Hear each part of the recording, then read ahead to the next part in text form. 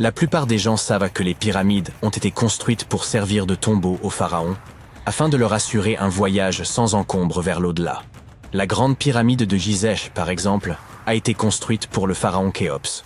Mais ce que la plupart des gens ignorent, c'est que cette tradition de construction de pyramides a commencé ici même, avec la pyramide à degrés de Djéser, il y a environ 4700 ans. Cette structure massive a été construite pour le pharaon Djéser, un souverain de la 3e dynastie égyptienne. Elle s'élève sur 6 niveaux au-dessus du sol et mesure environ 60 mètres de haut. Aujourd'hui, nous la considérons comme un projet architectural phénoménal. Mais pour les anciens Égyptiens, la pyramide à degrés de Djéser représentait plutôt une vaste expérience. Un essai, si l'on peut dire, destiné à perfectionner leurs compétences en matière de construction, avant de passer à des pyramides encore plus ambitieuses. Atteindre de nouveaux sommets est très excitant, mais le véritable mystère réside dans ce qui se passe sous terre. Dans le labyrinthe souterrain de cette pyramide, un réseau de tunnels s'étend sur environ 5,5 km. Certains chercheurs pensent que ces tunnels pourraient avoir fait partie d'un système d'adduction d'eau très sophistiqué, et cela pourrait changer complètement notre vision de la construction des pyramides. Parlons de ce complexe massif situé à Saqqara. Autour de la pyramide, il y a ce qu'on appelle une douve sèche, une tranchée continue qui fait environ 50 mètres de large et près de 3 km de long. Elle forme une sorte de rectangle autour de la pyramide. Cette tranchée a une profondeur moyenne d'une vingtaine de mètres. Si l'on additionne toute la terre et la roche creusée pour créer cette douve, cela représente environ 10 fois le volume de la pyramide elle-même. Pendant longtemps, les gens ont pensé que cette tranchée n'était rien d'autre qu'une immense carrière, un endroit où l'on avait extrait de la pierre et de l'argile pour construire la pyramide à degrés. C'est logique, non? Mais en y regardant de plus près, on s'est aperçu qu'il n'en était rien. La tranchée est trop étroite et trop profonde pour avoir été exploitée, et son tracé ne correspond à rien de ce que nous savons des méthodes d'extraction de l'Égypte ancienne. De plus, certaines sections de la tranchée sont recouvertes d'un plafond rocheux, ce qui aurait rendu son utilisation comme carrière pratiquement impossible. Une théorie suggère que la douve sèche avait une signification spirituelle. Il s'agissait peut-être d'un lieu sacré, où les âmes des nobles se réunissaient pour servir le roi défunt dans l'au-delà. Des niches dans les murs évoquent bien cette fonction spirituelle. Mais la plupart des chercheurs pensent qu'elle n'a été développée que bien plus tard, longtemps après la construction du complexe. Alors, à quoi la douve servait-elle vraiment? En 2020, un chercheur a émis une idée assez intrigante. Il est possible que cette tranchée ait été conçue pour recueillir et canaliser l'eau, en particulier après de fortes pluies. Cela semble logique si l'on considère son emplacement.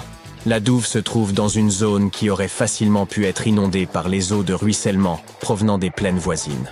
Cela pourrait également expliquer pourquoi la tranchée n'a été utilisée pour de nouvelles tombes que bien plus tard, lorsque le climat est devenu plus sec et le site moins sujet aux inondations.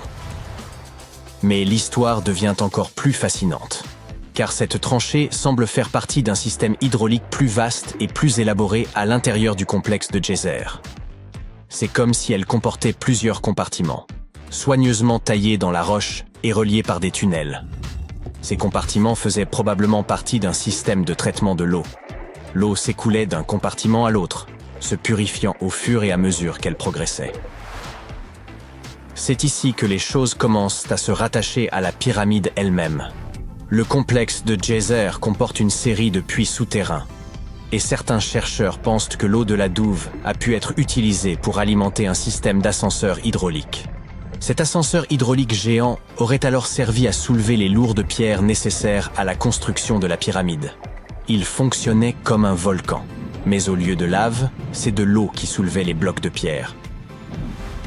Imaginez un grand trou profond dans le sol au centre du site de la pyramide. À l'intérieur de ce trou, il y avait une énorme plateforme en bois, un peu comme un radeau géant qui pouvait monter et descendre. Lorsque les ouvriers voulaient soulever une pierre lourde, ils remplissaient le trou d'eau. Lorsque le niveau de l'eau montait, la plateforme en bois se mettait à flotter, emportant la pierre avec elle, un peu comme un ascenseur géant. Lorsque la pierre atteignait la bonne hauteur, les ouvriers la faisaient glisser de la plateforme vers la pyramide. L'idée, c'est que l'eau de la tranchée, après avoir été nettoyée et filtrée, se serait écoulée dans ces puits. Un flotteur énorme, peut-être en bois, s'élevait alors au fur et à mesure que l'eau remplissait le puits soulevant les pierres jusqu'à l'endroit où on en avait besoin pour la construction. Une fois la pierre en place, l'eau était évacuée et la plateforme redescendait, prête à soulever la pierre suivante. Ce système de levage hydraulique sophistiqué aurait pu changer la donne, rendant l'ensemble du processus de construction beaucoup plus rapide et efficace, et permettant d'économiser de la main-d'œuvre. C'est comme si les anciens Égyptiens avaient déjà adopté la notion selon laquelle travailler plus intelligemment vaut mieux que travailler plus durement. Mais bien sûr, tout le monde n'est pas d'accord avec cette théorie. Certains experts affirment que la zone où a été construite la pyramide à degré de Djéser n'aurait pas pu fournir suffisamment d'eau. Les pluies étaient assez rares pour entretenir un système hydraulique aussi élaboré. La théorie principale suggère qu'il y avait peut-être un lac à proximité qui se serait rempli après chaque période de pluie et qui aurait fourni l'eau dont le complexe avait besoin pour son système hydraulique. Or, aucun écrit de l'Égypte ancienne ne fait mention d'un tel lac. Il s'agit donc plus d'une hypothèse que d'une réalité. Et puis, il y a la question du travail lui-même.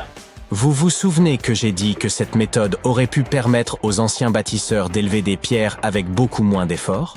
Ce n'est peut-être pas tout à fait vrai. Selon certains experts, la construction de ce dispositif aurait nécessité beaucoup plus de travail que le simple déplacement des blocs de pierre nécessaires à l'édification du monument. Et n'oublions pas que la pyramide à degré de Djéser est relativement petite comparée à celles qui ont suivi. Les pierres utilisées pesaient en moyenne 300 kg chacune, ce qui n'est rien comparé aux blocs de plus de 2,5 tonnes utilisés plus tard pour la pyramide de Khéphren. S'il nous faut complètement écarter cette théorie de l'ascenseur hydraulique, il nous reste à expliquer comment cette pyramide a été construite. Pour répondre à cette question, nous devons revenir un peu en arrière et parler des plans d'origine. Avant que la tombe de Djéser ne devienne une pyramide, l'idée était de construire un simple mastaba. Ce type de tombeau était assez courant dans les périodes antérieures.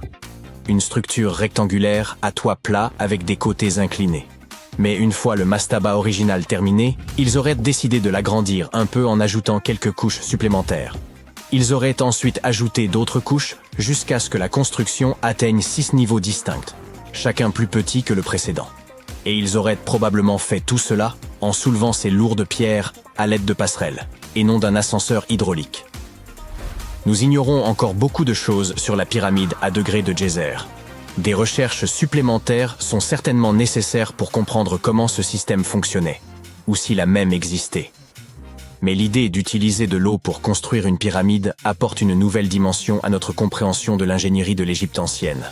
Cela nous rappelle avec force à quel point ces bâtisseurs étaient intelligents et ingénieux, mettant à profit les ressources naturelles dont ils disposaient pour créer l'un des monuments les plus emblématiques de l'histoire.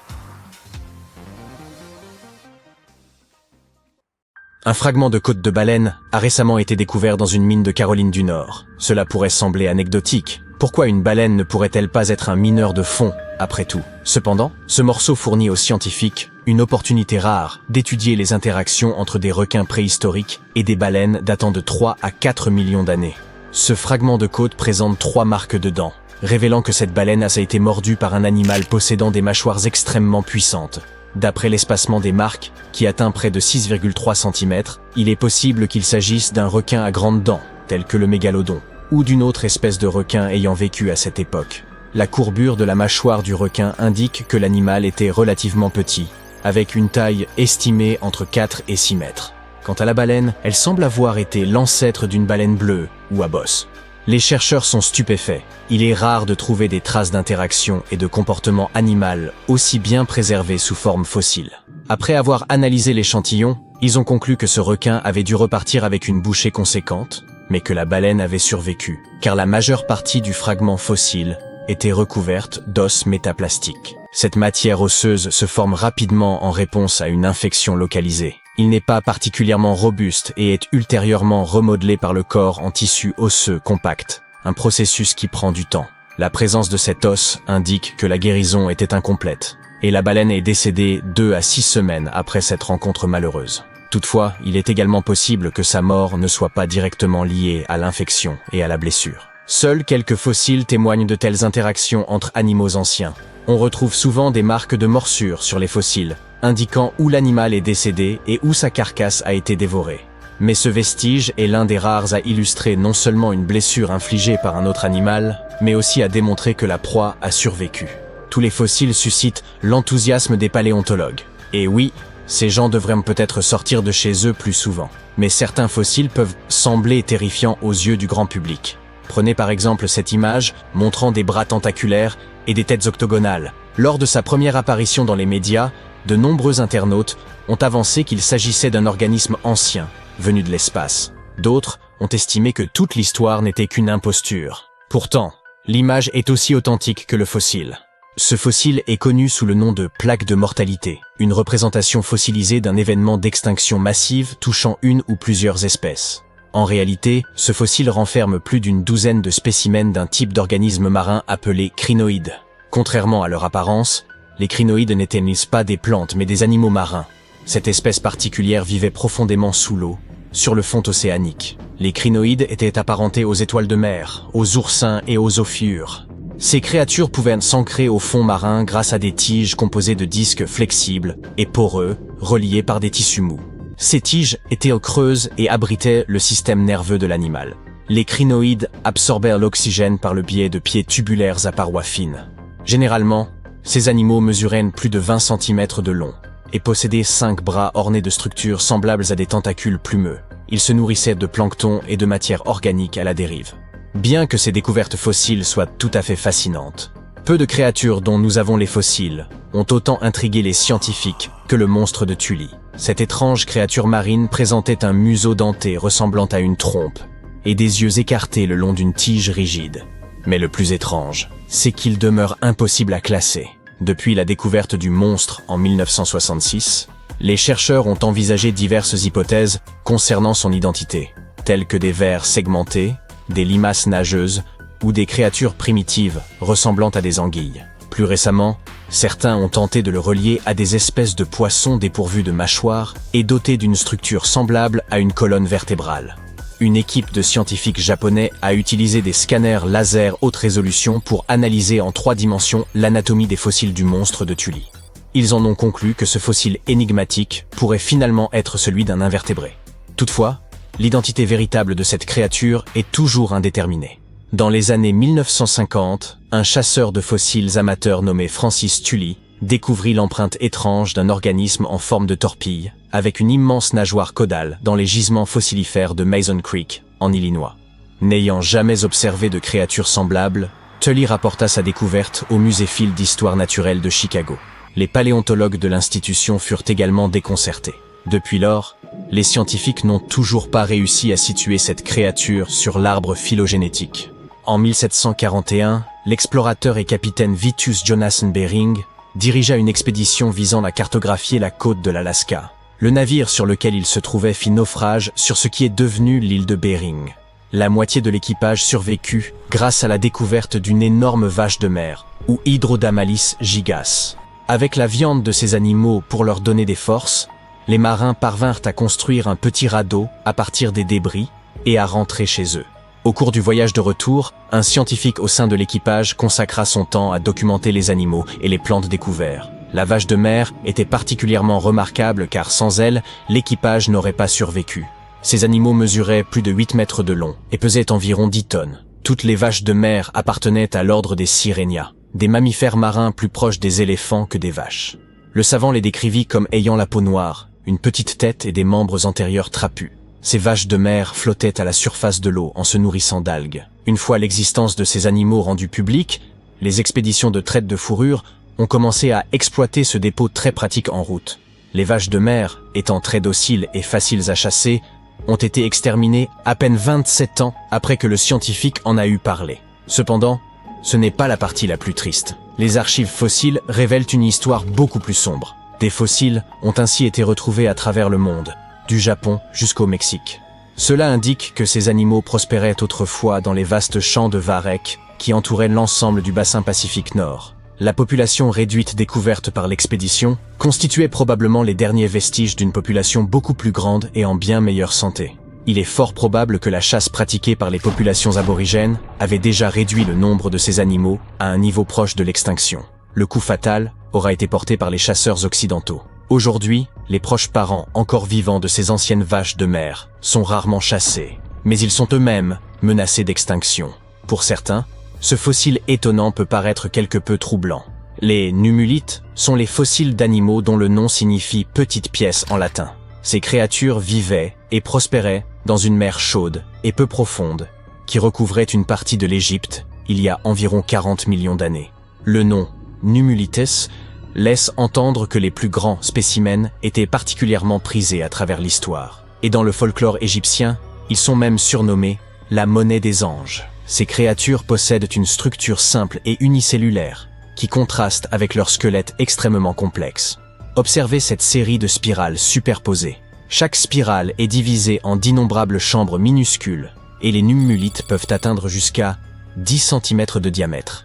Pourtant, ce sont des fossiles d'animaux unicellulaires, apparentés aux amibes. Comment ont-ils donc pu atteindre une telle taille? La raison pourrait se trouver dans leur relation symbiotique avec d'autres organismes plus petits. Pour les espèces modernes, ces symbiotes sont des algues unicellulaires dorées, appelées diatomées. Les coquilles des numulites étant relativement transparentes et plates, elles offrent une grande surface pour la lumière nécessaire à la photosynthèse des diatomées. Pour des raisons encore débattues par les scientifiques, la présence de symbiotes végétaux chez les animaux marins favorise la croissance d'un squelette calcaire chez les hôtes. Ainsi, la taille colossale des numulites en Égypte pourrait être attribuée à leur étroite relation avec des diatomées symbiotiques. Cela vous semble plausible? Fait intéressant, les espèces de numulites ont évolué très rapidement, et leurs fossiles se sont altérés d'une couche de sédiments à l'autre. Ainsi, le calcaire utilisé pour les pyramides de Gizeh est si riche de ces fossiles qu'il est désigné sous le nom de calcaire numulitique. Ce calcaire contient également deux types de numulites, les petites lentilles des esclaves et les grandes monnaies des anges. Cependant, il ne s'agit pas de différentes espèces, mais plutôt de différentes étapes du cycle de vie d'une seule et même créature. Les étés au Moyen-Orient sont si intenses qu'ils transforment radicalement le paysage, faisant ressurgir d'anciennes cités oubliées. En 2018, une ville construite par un mystérieux empire le long du fleuve Tigre a été libérée de son piège aquatique. Les archéologues se sont précipités sur le site, ne voulant pas manquer cette occasion unique de fouiller et d'en apprendre davantage sur l'histoire de cette cité. Ils pensaient avoir découvert Zakiku, une ville de l'âge du bronze, fondée il y a plus de 3000 ans et submergée dans les années 80 lors de la construction du barrage de Mossoul.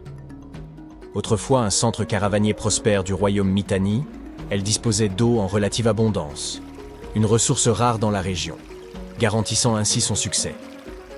Les connaissances sur ce royaume demeurent limitées, car aucune chronique écrite n'a été trouvée lors des fouilles. C'est pourquoi les archéologues étaient enchantés de découvrir le palais complet autrefois occupé par leur souverain. Quelques années plus tard, après un nouvel assèchement de la région, ils ont mis au jour des fortifications protégeant la ville des envahisseurs. La découverte majeure de leur expédition fut un immense entrepôt public contenant des marchandises et des récoltes, des piles de blé et d'orge, ainsi que des métaux et du bois importés. Le pain constituait l'aliment de base des habitants, qui préparaient également de grandes marmites de soupe et des ragoûts de légumes. Chaque foyer élevait des moutons, des chèvres, des vaches et des porcs, assurant une source régulière de lait et de viande pour les grandes occasions. Toutes les constructions découvertes jusqu'à présent ont été édifiées à partir de briques en terre crue. Les murs, submergés pendant plus de 40 ans, sont remarquablement bien préservés, comme s'ils avaient été engloutis l'avant-veille. Le palais royal se distingue par sa taille, ses murs plus épais, et ses pavés également faits de briques de boue cuites et scellées pour être imperméables. Le souverain devait entretenir de bonnes relations avec celui du Grand Empire, dont Zakiku était tributaire. Les commerçants de la ville collectaient des poutres de bois qu'ils entreposaient. Celles-ci provenaient des forêts des montagnes situées au nord et à l'est de la Mésopotamie, et étaient acheminées par le Tigre. Les marchands venaient y écouler leurs marchandises avant de traverser le fleuve vers les régions frontalières. Zakiku aura été un centre de commerce prospère pendant environ 6 siècles, jusqu'à ce qu'un séisme dévastateur la frappe en 1350. Les archéologues ont retrouvé 5 vases en céramique contenant plus de 100 tablettes d'argile, fabriquées peu après le séisme. Il est presque miraculeux que ces petites tablettes d'argile non cuites aient ne survécu sous l'eau pendant des décennies. Les créateurs de ces tablettes ont gravé des notes sur l'argile encore humide, traitant de sujets tels que l'inventaire des nouvelles récoltes ou témoignant de leur correspondance avec d'autres royaumes. Une fois les notes gravées, ils les laissaient sécher au soleil.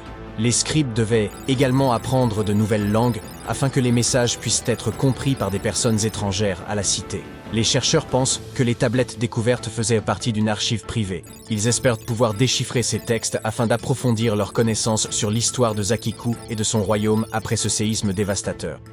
Les dégâts infligés au bâtiment étaient tels qu'il était impossible de redonner à Zakiku sa splendeur passée. Les éventuels survivants ont été contraints de quitter la ville. Des décennies plus tard, les Assyriens, également originaires de Mésopotamie, se sont établis sur ces ruines. Ils ont érigé leurs propres habitations en utilisant les structures préexistantes comme enceintes extérieures. Toutefois, leur présence n'aura duré que 50 ans avant qu'ils ne dessinent de bâtir une nouvelle capitale sur des terres plus fertiles, espérant ainsi prospérer grâce à l'agriculture. Les archéologues qui travaillaient à Zakiku ont dû interrompre leurs fouilles lorsque le niveau de l'eau est remonté, submergeant de nouveau la ville. Ils ont protégé les ruines en les recouvrant de feuilles de plastique étanches, puis de pierres et de gravier, espérant ainsi les préserver de l'érosion aquatique et éviter leur disparition totale. Conscients de l'importance cruciale de l'eau du barrage pour la région, ils prévoient de reprendre les fouilles dès que l'eau se sera de nouveau retirée. Il y a environ 1600 ans, une communauté florissante vivait le long de la rivière Nia, au cœur de ce qui est aujourd'hui le désert du Taklamakan, en République populaire de Chine. Cette rivière, alimentée par la fonte des neiges des montagnes, serpentait à travers le désert sur des kilomètres. Après 3 ans de travail acharné, les archéologues sont parvenus à exhumer 8 tombes, où la chaleur désertique avait parfaitement conservé les vêtements et les objets qu'elles contenaient. Les personnes inhumées devaient appartenir à l'ancienne cité de Nia, un centre autrefois prospère du royaume, situé sur la route de la soie, et qui abritait plus de 3000 âmes avant d'être englouti par les sables du désert. Les ruines de Nia n'ont été découvertes qu'en 1901. Depuis, des scientifiques du monde entier ont tenté de percer les secrets de cette cité. Les tombes découvertes à la fin du XXe siècle semblent avoir appartenu à des membres de l'élite, comme en témoignent les objets luxueux retrouvés. Un carquois et un arc, des pointes de flèches en métal, des boucles d'oreilles en or, un collier de perles de verre, une boîte laquée contenant un peigne, du maquillage et un nécessaire de couture. De la soie de très haute qualité a également été retrouvée, avec des couleurs éclatantes comme le vert et le jaune, demeurées étonnamment intactes. Le tissu comportait également des caractères chinois, citant des ouvrages historiques, ce qui a permis aux scientifiques de dater sa fabrication. Plus tard, les archéologues ont mis au jour un vaste site d'habitation et ont dégagé 3 bâtiments en ruine. Il faudra probablement encore de nombreuses années pour comprendre pourquoi la ville a périclité et ce qu'il est advenu de ses habitants. Des archéologues saoudiens et français ont uni leurs efforts près de Riyad, la capitale de l'Arabie saoudite, et y ont découvert une ancienne colonie datant de 8000 ans. Ils ont eu recours à des technologies de pointe, telles que la numérisation laser, les drones et la photographie aérienne pour révéler ce trésor de l'ère néolithique. Dans ce site archéologique important, ils ont excavé un temple de pierre, les vestiges d'un autel et plus de 2000 sépultures, offrant ainsi un précieux aperçu des anciens rituels. L'équipe a également découvert les fondations de 4 bâtiments imposants, des tours d'angle et des cours extérieures, toutes dotées de réservoirs souterrains pour stocker l'eau destinée à l'agriculture. Un ingénieux système d'irrigation, comprenant des canaux et des citernes, permettait à la ville de prospérer dans l'un des déserts les plus arides au monde. Des dessins rupestres, gravés à même la montagne voisine, illustrent la vie quotidienne des habitants. Les fouilles, en cours depuis plus de 40 ans, continuent de révéler de nouveaux artefacts, offrant toujours plus de réponses aux questions des chercheurs. Des pêcheurs ont découvert des ossements, des outils et des artefacts datant de 9000 ans au fond de la mer du Nord.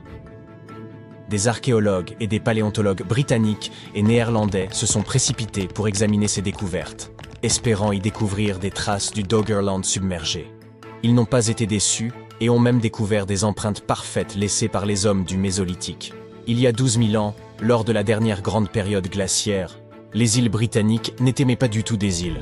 Elles faisaient partie d'une vaste terre composée de collines, de marécages et de forêts denses qui les reliaient au continent européen. Cette terre, appelée Doggerland, abritait une société de chasseurs-cueilleurs préhistoriques. Cependant, avec la fonte des glaciers, le niveau de la mer a commencé à s'élever à une vitesse d'1 à 2 mètres par siècle, forçant les habitants à migrer vers les régions qui correspondent aujourd'hui à l'Angleterre et aux Pays-Bas. Les experts ont alors décidé d'explorer l'histoire de Doggerland en exploitant les données fournies par les compagnies pétrolières opérant en mer du Nord. Jusqu'à présent, ils ont créé des modèles numériques représentant les 47 000 km² que couvrait Doggerland avant sa submersion.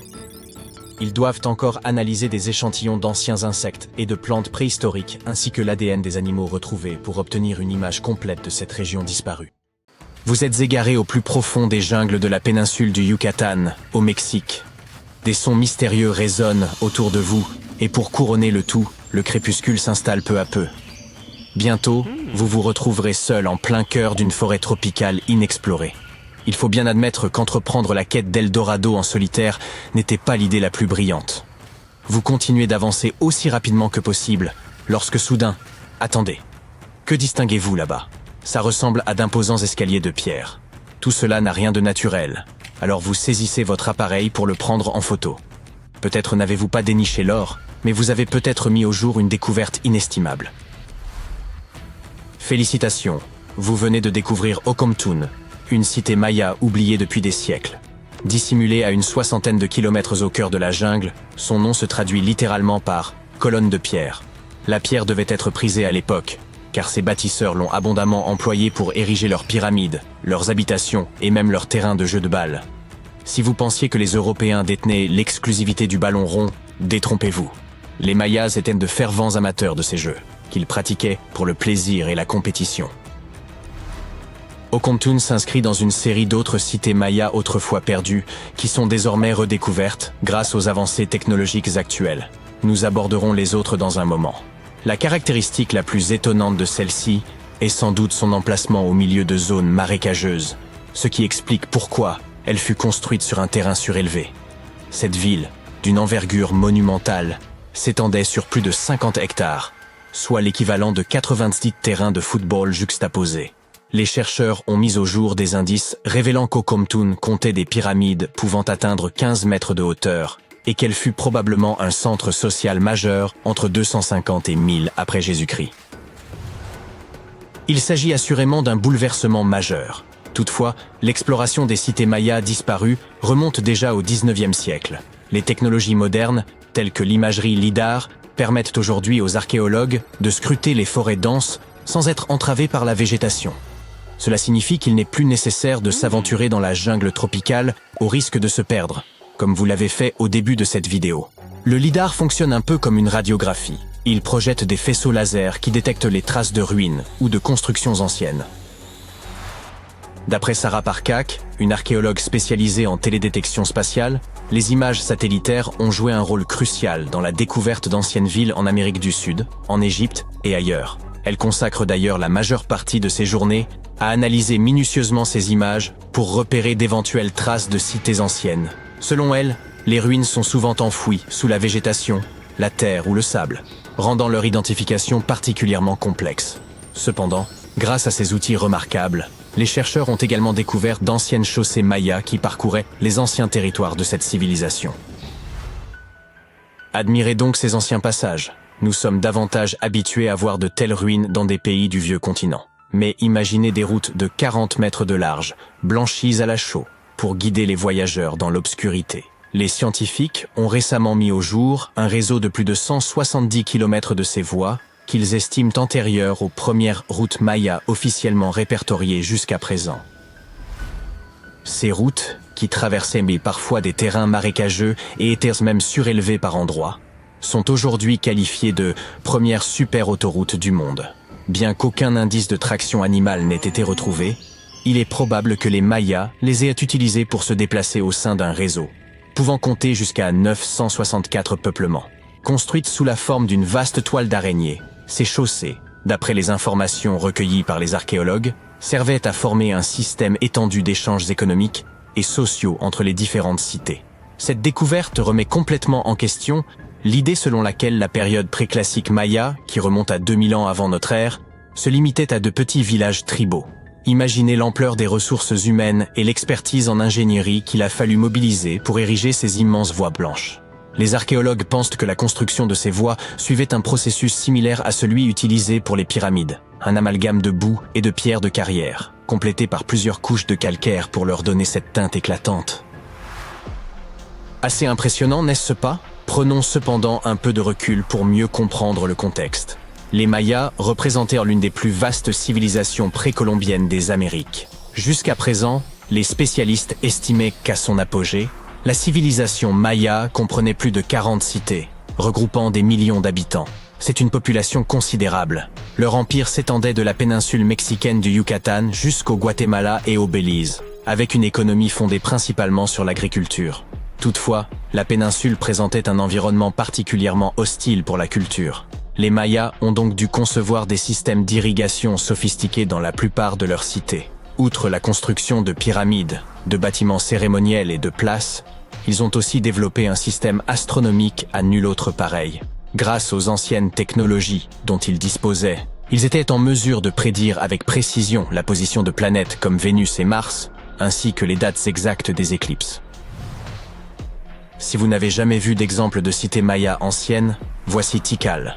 Située au cœur de la jungle guatémaltèque, Tikal est réputée pour avoir été la capitale d'un ancien État maya conquérant. À son apogée, cette ville était aussi influente que des métropoles comme Londres ou New York le sont aujourd'hui. Elle est composée d'un ensemble de monuments complexes, dont l'Acropole Nord, l'un des plus anciens de Tikal. Façonnée exclusivement par des mains humaines vers 350 avant notre ère, elle servait de sépulture aux rois et aux dignitaires. Les monuments, pouvant atteindre jusqu'à 60 mètres de hauteur, étaient autrefois ornés d'une splendide peinture rouge, une couleur chère aux Mayas. Mais de nos jours, il ne reste que la pierre calcaire exposée. Chichén Itzá, quant à elle, abrite l'une des pyramides les mieux conservées au monde. Située dans l'état du Yucatan, cette ville maya remonte à plus de 1500 ans. À son apogée, elle comptait environ 35 000 habitants et s'étendait sur une superficie de 10 km². Le site est dominé par El Castillo, un majestueux temple pyramidal de 24 mètres de haut. Ce qui le distingue particulièrement, ce sont les 91 marches de chacune de ses 4 faces qui, en y ajoutant la plateforme supérieure, totalisent 365 marches, correspondant au nombre de jours de l'année solaire. Il est évident que c'était une civilisation de grande ampleur, n'est-ce pas? C'est d'ailleurs pour cette raison que le mystère de son déclin reste si difficile à élucider. Les indices relatant l'effondrement de cet empire autrefois puissant sont rares. Quelle en aurait été la cause? Une sécheresse dévastatrice peut-être? Des recherches menées en 2017 ont apporté quelques éléments nouveaux susceptibles d'éclaircir ce mystère.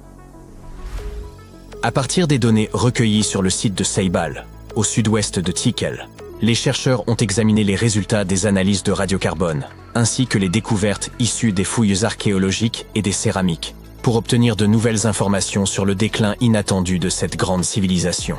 Les résultats indiquent que les Mayas n'ont probablement pas subi un effondrement soudain, mais plutôt une série de vagues d'instabilité sociale et de crises politiques. Ces bouleversements auraient entraîné la dégradation des centres urbains et amorcé la dispersion de la population maya. Il reste néanmoins difficile de déterminer avec précision les causes exactes de ce déclin. Cela dit, de récentes découvertes apportent un éclairage important sur l'histoire de l'humanité, touchant non seulement l'Empire Maya, mais aussi d'autres civilisations disparues d'Amérique du Sud. Une découverte majeure au Brésil, réalisée grâce à l'imagerie satellitaire, suscite également la stupeur des scientifiques. Des images prises à proximité du rio Xingu, dans la région amazonienne, suggèrent que des villes peuplées de millions de personnes auraient pu exister au cœur de la jungle, bien avant l'émergence de notre civilisation moderne. Si cela ne vous surprend pas, difficile de dire ce qui le ferait. Des images satellites ont également révélé un réseau de tranchées datant de 200 à 1200 après Jésus-Christ, au sein de la forêt bolivienne. Ces traces suggèrent la présence de communautés pouvant abriter environ 60 000 personnes au cœur de la jungle. Lorsque des chercheurs de l'Université de Floride se sont rendus sur le terrain pour vérifier les données satellitaires, ils ont eu la surprise de découvrir plusieurs monticules, accompagnés de fossés et de géoglyphes. Les archéologues ont aussi mis au jour des vestiges de murs soigneusement élaborés, organisés autour de places et rappelant les constructions typiques des anciens Mayas.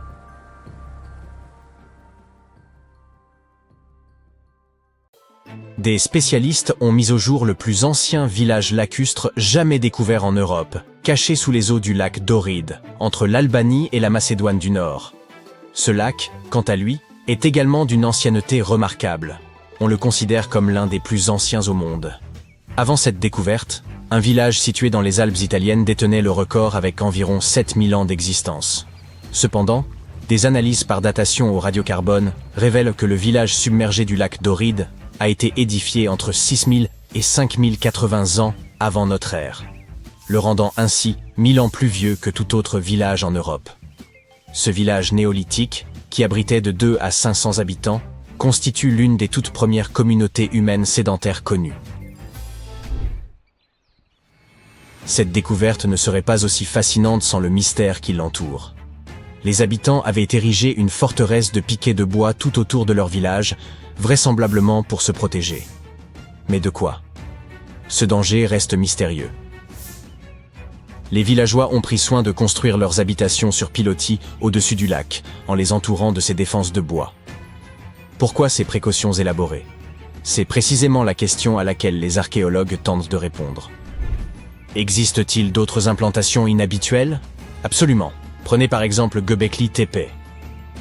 Ce site nous ramène aux origines même des premiers peuplements permanents et nous invite à remettre en question tout ce que nous croyons savoir sur l'émergence de sociétés organisées. Il semble que les habitants de cet endroit étaient particulièrement attachés à des pratiques spécifiques, probablement des rituels ou des rassemblements. Il y a environ 11 000 ans, ces anciens ont sculpté d'immenses blocs de calcaire et, d'une manière encore mystérieuse, les ont transportés de l'autre côté du monticule. Ces pierres, décorées de gravures d'animaux et de figures humaines, étaient disposées en cercle, comme des toiles témoignant de leur mode de vie. Sous ces pierres, on retrouve les mêmes piliers massifs que ceux érigés de l'autre côté du monticule. Près de 250 de ces piliers émergent à la surface, et les fouilles en ont révélé environ 60 autres.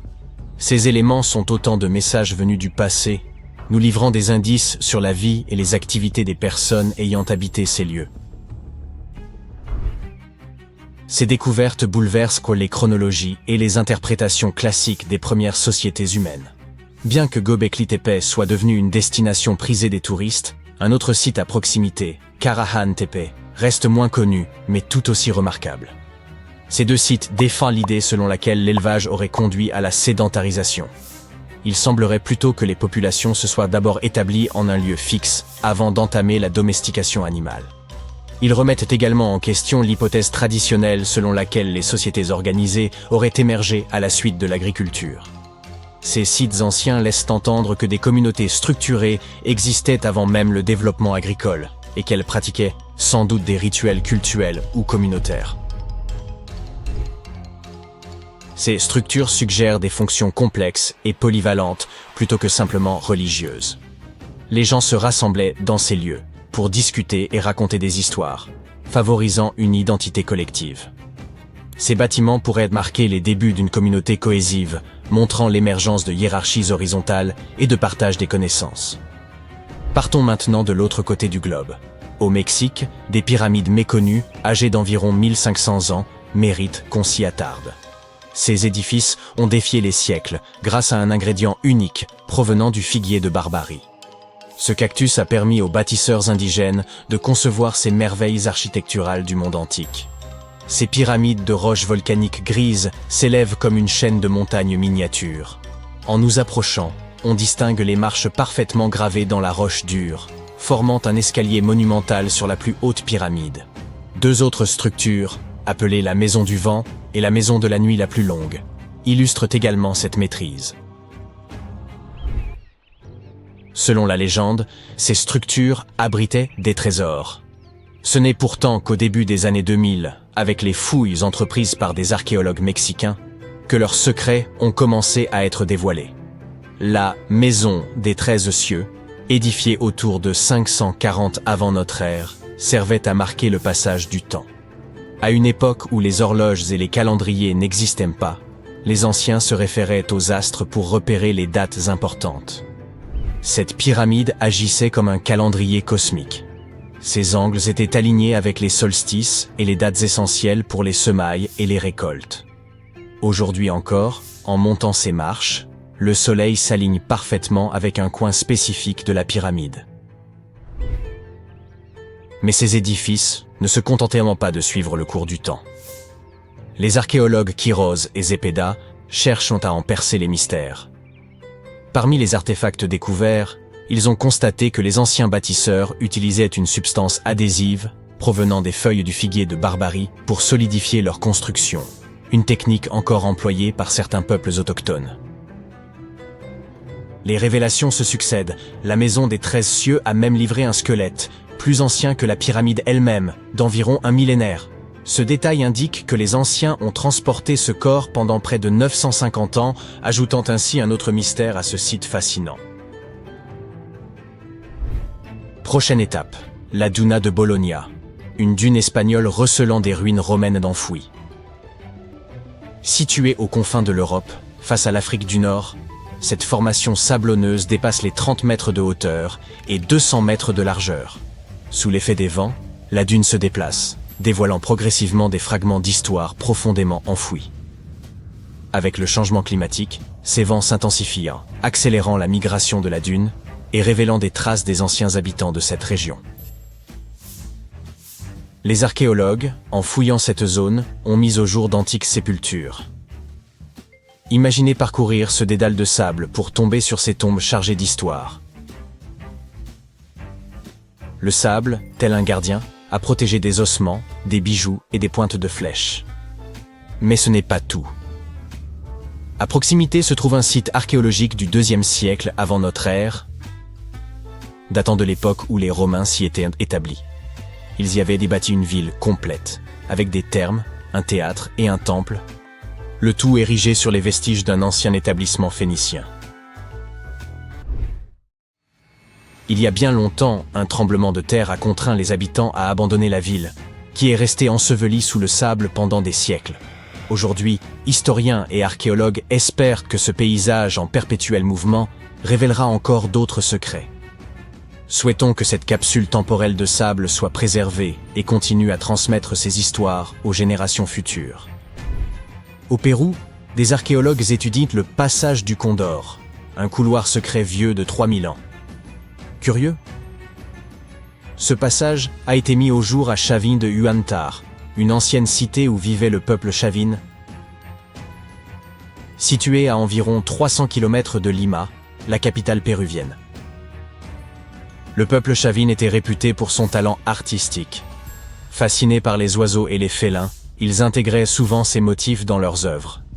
Bien avant l'avènement de l'empire Inca,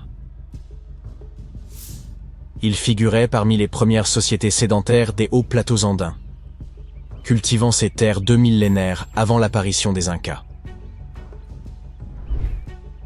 Dans un des édifices du temple, les archéologues ont découvert ce passage dissimulé, qu'ils ont surnommé le passage du Condor. Ce couloir, resté fermé pendant des siècles, conduit à plusieurs salles du temple, offrant un aperçu rare de la vie de l'époque. Lara Croft pourrait s'en donner à cœur joie. À l'intérieur de ce passage secret, les chercheurs ont trouvé des objets fascinants. Notamment une imposante poterie, plus lourde qu'un sac de pommes de terre et ornée de la tête et des ailes d'un condor. C'était par ailleurs un symbole de pouvoir pour les anciens Andins. Les fouilles ont également mis au jour d'autres poteries, toutes découvertes en mai 2022, au moment de l'ouverture de cette entrée dissimulée. Tout cela est donc plutôt récent. Le complexe de temples recèle encore d'autres structures, comme des terrasses, et bien d'autres mystères restent encore à découvrir. Progresser dans ces passages cachés pose de nombreux défis. Les archéologues ont donc eu recours à des caméras montées sur des robots pour explorer les lieux sans risquer de les endommager ou d'y rester coincés. Attendons de voir ce que ces fouilles révéleront encore d'incroyable. Que fait un bateau au beau milieu du désert? On s'attendrait plutôt à retrouver un navire près des côtes. Cette question a préoccupé les archéologues pendant des décennies. En 1988, une tempête s'est abattue près de l'un des sites archéologiques majeurs de l'Égypte ancienne. Une structure en bois est alors apparue, dégagée des sables. Elle avait été rongée par les termites, mais les scientifiques étaient résolus à percer son mystère. En l'an 2000, les fouilles ont débuté à proximité d'Abydos, et une équipe d'experts américains a rapidement découvert un bateau de 21 mètres de long. Cependant, cette découverte n'était pas isolée, puisqu'ils ont mis au jour 14 autres embarcations, soigneusement alignées les unes à côté des autres. L'état de ces navires a rendu leur extraction complète impossible. Mais, heureusement, le bois était suffisamment bien préservé pour y prélever un échantillon. Les analyses ont révélé que ces bateaux dataient d'environ 5000 ans, faisant ainsi de cette flotte la plus ancienne de l'histoire humaine connue à ce jour. La période de leur construction remonte à 5 siècles avant l'édification des pyramides de Gizeh. Chaque navire était abrité dans une chambre voûtée, parfaitement adaptée à ses dimensions. Cette pièce mesurait environ un tiers de la taille d'un court de tennis et était entourée de murs en briques de boue, ornés de plus de 120 représentations de bateaux. Ces dessins avaient été incisés sur des murs blanchis à la chaux, remarquablement préservés au fil du temps. Les scientifiques sont au fait de l'existence de ces chambres mystérieuses depuis plus d'un siècle, période durant laquelle un archéologue britannique, Arthur Weigall, a découvert une structure intrigante à l'ouest du Nil. Son équipe a eu un aperçu des murs intérieurs, mais une partie du toit s'est malheureusement effondrée, les contraignant à interrompre leur exploration. Bien que les chercheurs aient abandonné le site, son emplacement a continué d'être inscrit sur les cartes.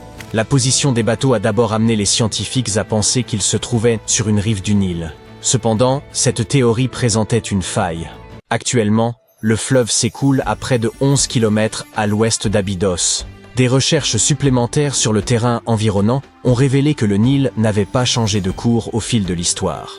De plus, si les bateaux avaient flotté près d'un quai, leur position aurait été instable. Or, les 14 embarcations découvertes à Abydos étaient parfaitement alignées les unes par rapport aux autres. Une seule conclusion pouvait être tirée de cette situation. Quelqu'un les avait délibérément disposées ainsi, ce qui impliquait un effort considérable. Chaque bateau pouvait accueillir jusqu'à 30 rameurs, prouvant ainsi qu'ils étaient adaptés à la navigation. Il ne s'agissait pas de simples maquettes, mais les chercheurs doivent encore déterminer s'ils ont effectivement navigué sur des étendues d'eau de l'Égypte ancienne.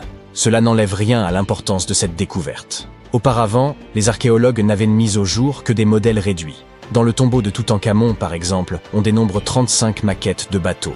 Et pendant une longue période, ces figurines constituaient les seules indications sur l'apparence des navires de l'Égypte ancienne. La conception de ces bateaux atteste de leur authenticité. Ils constituent les plus anciens exemples connus de ce que l'on appelle des bateaux construits. Dans l'Antiquité, les gens réalisèrent des embarcations primitives en creusant de grands troncs d'arbres, tandis que l'alternative consistait à assembler des roseaux pour former un radeau. Mais les bateaux découverts à Abydos étaient composés de planches attachées ensemble. Cette découverte a marqué une avancée significative dans le domaine de la construction navale. À leur époque, ces bateaux devaient être impressionnants, car le bois représentait une ressource précieuse. Dans le désert, il n'y avait pas de bois, et le cèdre devait être importé du Liban. Seul le pharaon pouvait se permettre un tel luxe. L'étude de la zone entourant l'ancienne flotte a également apporté des éclaircissements supplémentaires. Les scientifiques ont découvert une structure en briques de boue dédiée au culte du pharaon, et sa date de construction approximative coïncide avec celle des bateaux en bois. Les mêmes briques utilisées pour édifier ce bâtiment ont également servi à enfermer la flotte. Lors de leur construction, les salles qui les abritaient étaient dotées d'un plafond, une section que les archéologues ont mise au jour au début du XXe siècle. Tout comme les momies dans leurs sarcophages, ces magnifiques navires reposaient à l'intérieur de voûtes splendides. L'extérieur de ces salles était tout aussi impressionnant. À l'origine, les murs extérieurs étaient revêtus d'un enduit en calcaire blanc qui avait la capacité de réfléchir la lumière. Sous les rayons du soleil désertique, la structure abritant les bateaux devait resplendir à des kilomètres à la ronde. Les bâtisseurs égyptiens anciens ont employé la même méthode pour recouvrir les pyramides 5 siècles plus tard. Aujourd'hui, leur surface apparaît en dents de scie, mais cela n'a pas toujours été le cas. Lors de leur construction, les pyramides présentaient une fine couche supérieure de calcaire blanc, dont la surface lisse scintillait sous la lumière du soleil. Plutôt que d'avoir des marches, la couche extérieure des pyramides se présentait davantage comme une pente élégante. Les archéologues sont aussi se posaient une ultime question. À quel pharaon appartenait cette flotte? La réponse se trouvait à moins de 2 km du site, à l'emplacement du tombeau d'un pharaon de la 5e dynastie, le roi Sésostris III. La période et le style de construction de ce dernier coïncidaient avec ceux des chambres contenant les bateaux. La fin de son règne pourrait expliquer comment ces embarcations ont fini en plein désert. Il est probable que le pharaon soit mort dans le nord de l'Égypte, puis que son corps ait été transporté le long du Nil jusqu'à Abydos, dans une majestueuse procession de bateaux décorés. Les vaisseaux furent ensuite descendus dans des chambres situées près du lieu de dernier repos de leurs propriétaires, ce qui revêtait une signification symbolique. Dans la croyance des anciens Égyptiens, les navires occupaient une place centrale. Leur divinité suprême, le dieu Ré, parcourait le ciel durant la journée sous la forme du soleil, tandis que la nuit, il naviguait à travers le monde souterrain dans une barque solaire. Le pharaon s'identifiait à Ré, ce qui expliquait son besoin d'embarcation dans l'au-delà. Elle représentait le seul moyen de se régénérer, tout comme le soleil se lève chaque jour à l'horizon. Cette croyance perdura pendant des millénaires. Un pharaon emblématique, Khéops, possédait également un navire, découvert par des scientifiques en 1954 à proximité de sa pyramide à Gizeh. Ce dernier est environ 4 siècles plus récent que la flotte d'Abydos, mais le bateau de Khéops était presque 2 fois plus long. La grande pyramide de Gizeh et le tombeau de Toutankhamon figurent parmi les découvertes archéologiques les plus célèbres d'Égypte. Pourtant, de nombreux secrets demeurent enfouis sous les sables infinis du Sahara. Récemment, en 2020, des archéologues ont mis au jour une ville perdue, qualifiée de plus importante découverte depuis celle du tombeau de Toutankhamon en 1922. La ville d'Aton, âgée d'environ 3000 ans, suscite l'espoir des historiens d'obtenir un aperçu de la vie quotidienne des anciens Égyptiens. L'archéologue et égyptologue renommé Zahi Hawass a décrit ce site comme une cité d'or oubliée. Aton se situe à environ 500 km au sud du Caire, la capitale égyptienne, et se trouve à proximité de la célèbre vallée des rois. Les archéologues ont d'abord découvert des sections de murs en briques de boue qui s'étendaient dans toutes les directions. Puis, ils ont mis au jour des pièces complètes contenant des outils du quotidien. L'équipe de fouilles a également révélé une boulangerie, un quartier résidentiel et un district administratif, tous datant de l'époque où la civilisation égyptienne était à son apogée. Ils ont également été les pionniers dans la fabrication d'objets en fer. En 1911, des scientifiques ont découvert un ensemble de perles en fer près du village d'El Gerzeh en Basse-Égypte. Ces perles représentent les plus anciens artefacts en fer connus à ce jour. Cette découverte est proprement fascinante, car les anciens les ont créées en martelant un morceau de météorite. Ces 9 perles faisaient autrefois partie d'un collier élaboré. Aujourd'hui, elles sont corrodées et noircies, ce qui est parfaitement normal pour un bijou datant de plus de 5000 ans. Composées d'un alliage de fer et de nickel, ces perles témoignent du savoir-faire exceptionnel des anciens bijoutiers. Leur habileté est d'autant plus remarquable qu'ils ignoraient l'origine stellaire du matériau utilisé. La pyramide de Khéops présente également une caractéristique remarquable. Un groupe de recherche international a analysé la réponse électromagnétique de la structure aux ondes radio et a découvert que la pyramide était capable de concentrer l'énergie électromagnétique en son sein. Ce phénomène se produit tant à l'intérieur de ses chambres qu'en dessous de sa base. Elle abrite également une chambre souterraine inachevée. Il semble que cette réponse électromagnétique soit liée aux propriétés du calcaire, le principal matériau utilisé dans la construction de la Grande Pyramide. Les résultats de cette recherche pourraient avoir des applications pratiques, notamment en vue d'améliorer le fonctionnement des cellules solaires et des nanocapteurs. En novembre 1922, un garçon marchant dans les montagnes désertiques d'Égypte a découvert des marches antiques taillées dans la roche. Par la suite, cette découverte est devenue l'une des plus grandes et des plus importantes découvertes archéologiques au monde. Cette marche faisait partie du tombeau intact de Toutankhamon. Les archéologues ont trouvé environ 5000 objets anciens, dont des bijoux, des tissus, des vases peints et des masques funéraires. Tu as probablement vu l'un d'entre eux. Il est devenu l'un des attributs les plus reconnaissables de l'Égypte ancienne. Plus de 100 ans se sont écoulés depuis. Aujourd'hui, l'humanité s'est enfin rapprochée d'une autre découverte de grande envergure, la tombe de Cléopâtre. Cette reine a été la dernière souveraine active du royaume ptolémaïque d'Égypte, qui a siégé sur le trône de 51 à 30 avant notre ère. Il existe de nombreux documents anciens sur Cléopâtre, son règne et sa personnalité hors du commun.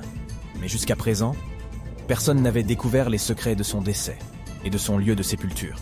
Kathleen Martinez, archéologue, étudie depuis des décennies les documents anciens et les temples autour d'Alexandrie, et a conclu que la tombe de la reine devait se trouver sous la cité antique de Taposiris Magna, Tapusiris Magna, fondée en 280 avant notre ère. Il s'agissait d'une grande ville située sur la côte nord de l'Égypte, où des dizaines de milliers de personnes travaillaient dans le commerce et l'industrie. Et il semble que les suppositions du docteur Martinez se soient révélées exactes. Avec un groupe d'archéologues, elle a découvert un tunnel souterrain secret près d'Alexandrie, d'une longueur d'environ 1300 mètres. Il a été creusé dans la roche sous le temple de Taposiris Magna. Au cours des fouilles, ils ont trouvé de nombreux éléments qui indiquent que la tombe de Cléopâtre se trouve dans les profondeurs du tunnel. Il est également possible qu'elle y soit enterrée avec le commandant romain Marc-Antoine. Selon des documents anciens, Cléopâtre et Marc-Antoine s'aimaient et s'opposaient ensemble au Sénat romain, qui déclarait Antoine traître. Le fait que des catastrophes naturelles se soient produites sur le territoire de Taposiris Mania pendant des milliers d'années peut compliquer les fouilles. Des tremblements de terre et des inondations ont détruit la ville, et peut-être inondé 7 tunnels souterrains. Mais les archéologues espèrent peu que l'ancienne tombe est restée intacte, et qu'elle cache de nombreux trésors et documents sur la vie royale de l'Égypte ancienne, sous le règne de la dernière dynastie. Il est possible que les fouilles se déroulent sous l'eau et dans la boue. Cela demandera beaucoup de temps et de moyens financiers, mais les archéologues sont sûrs que cela en vaut la peine. Quoi qu'il en soit, il est trop tôt pour affirmer que Cléopâtre est réellement enterrée à cet endroit, mais les scientifiques ont trouvé de nombreux objets dans le tunnel qui le confirment, notamment des pots en argile, des dizaines de pièces de monnaie à l'effigie de Cléopâtre et d'Alexandre le Grand, ainsi qu'un buste à l'effigie de la reine égyptienne. Cléopâtre reste l'une des personnalités les plus populaires d'Égypte, au même titre que Ramsès III et Toutankhamon. Elle a inspiré de nombreux films, peintures et livres. Mais qu'est-ce qui l'a rendue si populaire? Elle est devenue célèbre pour son inconstance. C'était une souveraine belle et intelligente qui a sorti l'Égypte de la crise et en a fait une puissance prospère. Les textes arabes médiévaux indiquent qu'elle connaissait la chimie, les mathématiques et la philosophie, et qu'elle a peut-être écrit plusieurs ouvrages scientifiques. Elle connaissait plusieurs langues et avait d'excellentes compétences diplomatiques. Par ailleurs, de nombreuses légendes affirment qu'elle était une femme fatale, qui rendait beaucoup d'hommes fous. Cependant, rien ne prouve que sa beauté était incomparable. Hollywood a créé l'image d'un modèle éblouissant en tournant plusieurs films dans lesquels des actrices célèbres interprétaient le rôle de Cléopâtre. L'empereur romain Octave, fils adoptif de Jules César, a quant à lui créé l'image d'une séductrice insidieuse parce qu'il était son ennemi. Bien qu'elle soit née en Égypte, Cléopâtre n'était pas égyptienne.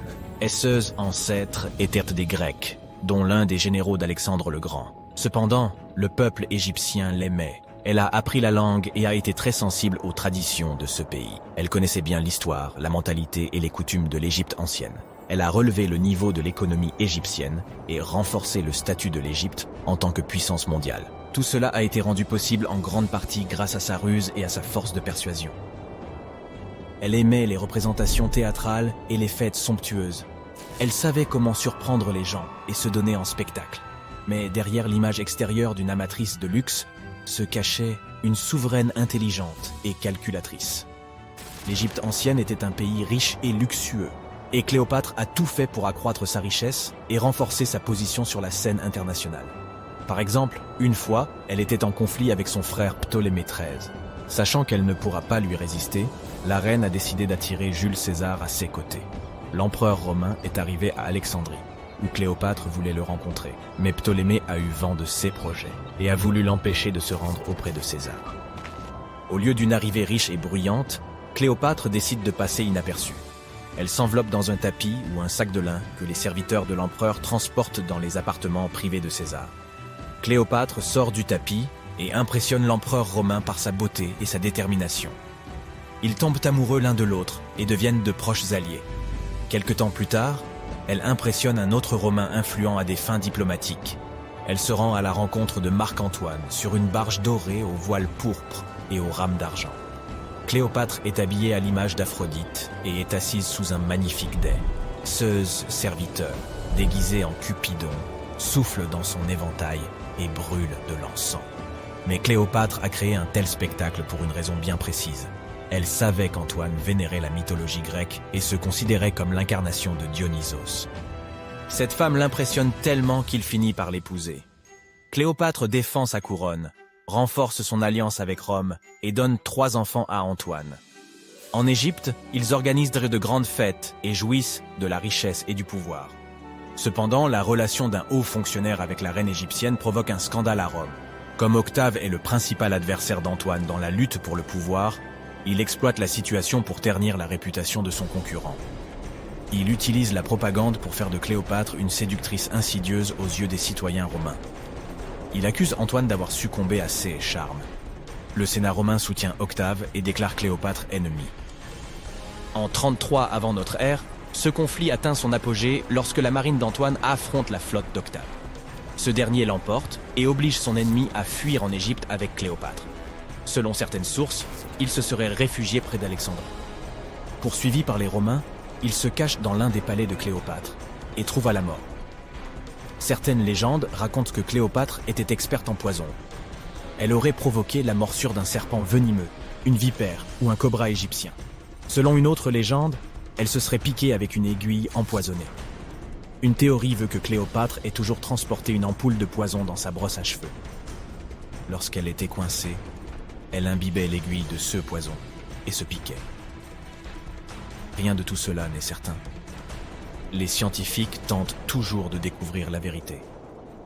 Peut-être que lorsqu'ils atteindront la tombe de Cléopâtre, le monde obtiendra plus de réponses sur son destin tragique. Elle est considérée comme la dernière souveraine d'Égypte. Après sa mort, Octave pille ses palais et ses temples et retourne à Rome, où il devient le principal empereur. Il gouverne le pays avec succès et en élargit les frontières. Son règne s'est achevé à l'âge de 75 ans. L'histoire du monde aurait été différente si Cléopâtre et Marc-Antoine n'avaient pas perdu cette bataille navale. À propos, saviez-vous qu'il s'est écoulé plus de temps entre le règne de Cléopâtre et le volume de Neil Armstrong sur la Lune qu'entre le règne de la reine égyptienne et la construction de la grande pyramide de Gizeh? Armstrong a posé le pied sur le satellite de la Terre en 1969, soit 2038 ans après la naissance de Cléopâtre. Et la construction de la pyramide a eu lieu en 2560 avant notre ère. Imagine la longueur de l'histoire de l'Égypte ancienne. Cléopâtre est plus proche de nous dans le temps que les pyramides. Tout se passa en 1708. Le 8 juin, le galion espagnol San José rentrait en Espagne depuis les Caraïbes. Au total, il y avait 17 navires. Le capitaine du San José savait qu'il allait avoir des ennuis, car des navires anglais rôdaient dans la région. Il savait qu'il serait à la recherche du trésor chargé sur les navires.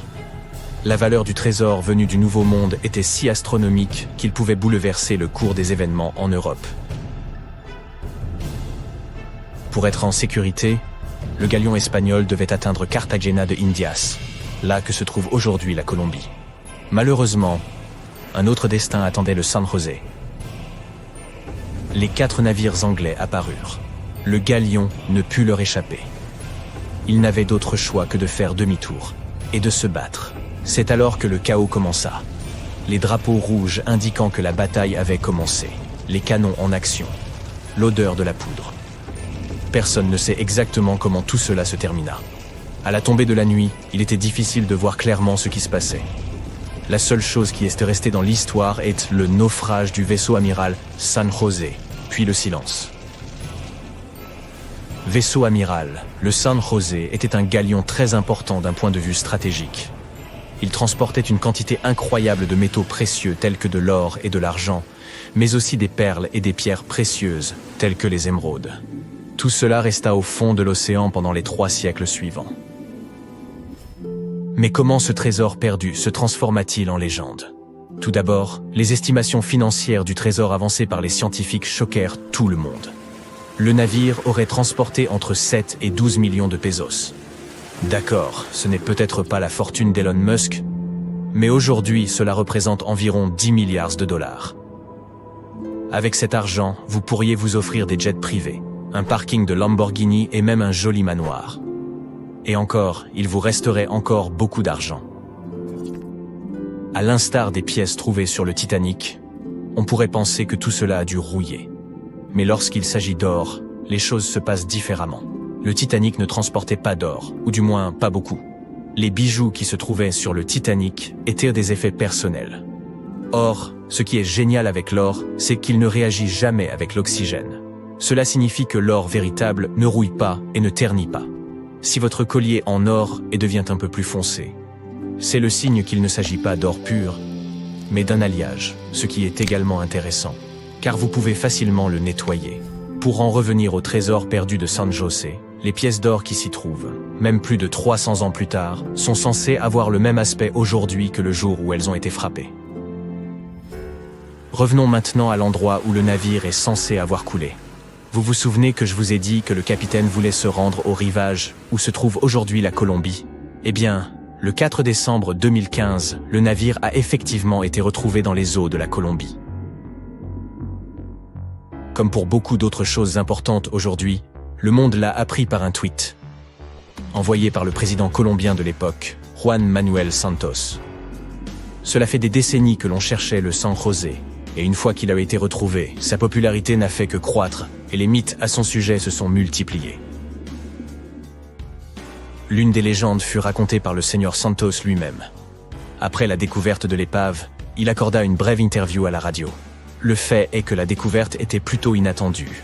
De nombreuses personnes ont consacré beaucoup de temps et d'efforts à la recherche de cette épave, et beaucoup d'entre elles avaient même abandonné l'espoir de la trouver un jour. Juan Manuel Santos raconta comment l'épave avait été découverte. Lors d'un événement officiel à l'extérieur de la Colombie, il fut abordé par un homme. Celui-ci ressemblait au célèbre écrivain Hemingway.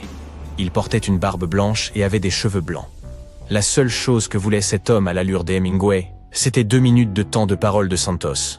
Le président céda et écouta cet homme. Ce qui se passa ensuite est incroyable. L'homme sortit une carte ancienne, plus précisément une copie soigneusement encadrée, et dit au président que personne d'autre ne la connaissait. L'homme pointa du doigt un endroit précis, en déclarant que c'était l'endroit exact où se trouvait le trésor, et que cet endroit ne figurait sur aucune autre carte. Il assura qu'il savait où se trouvait le trésor. L'histoire avait l'air folle et pleine de capes et d'épées. Qui que fût cet homme, il s'avéra qu'il avait raison. Son identité reste un mystère pour tout le monde, mais d'une manière ou d'une autre, cet homme avait trouvé le financement, déterminé la zone à inspecter, et s'était même frayé un chemin jusqu'au président. Certes, le San José était rempli d'or, et celui qui le trouverait serait riche jusqu'à la fin de ses jours. Mais soyons réalistes, aucune personne ordinaire ne pourrait découvrir un tel trésor, car cela nécessite trop d'efforts et trop de fonds. Cela dit, qu'en est-il lorsque vous êtes passionné de chasse au trésor et que vous cherchez justement un coffre au trésor? Eh bien, je crois que j'ai une histoire à raconter sur des gens ordinaires qui cherchent et finissent même par trouver un vrai trésor. Voici Forrest Fenn, un millionnaire excentrique qui a caché un trésor de 1 à 5 millions de dollars. Sa valeur exacte n'a pas été identifiée. Monsieur Fenn lui-même a déclaré qu'il n'avait jamais essayé de l'évaluer. Le coffre contenait 265 aigles et doubles aigles en or américain, des pièces de monnaie anciennes, des pépites d'or et bien d'autres choses encore. Forrest a caché le coffre dans les montagnes rocheuses et a annoncé la chasse au trésor en 2010. Concentrons-nous un peu sur une carte et voyons à quel point les montagnes rocheuses sont vastes. En d'autres termes, les chasseurs de trésors devaient balayer les 2 pays, les États-Unis et le Canada. Au début, il s'agissait d'une petite chasse au trésor dont seules quelques personnes étaient au courant.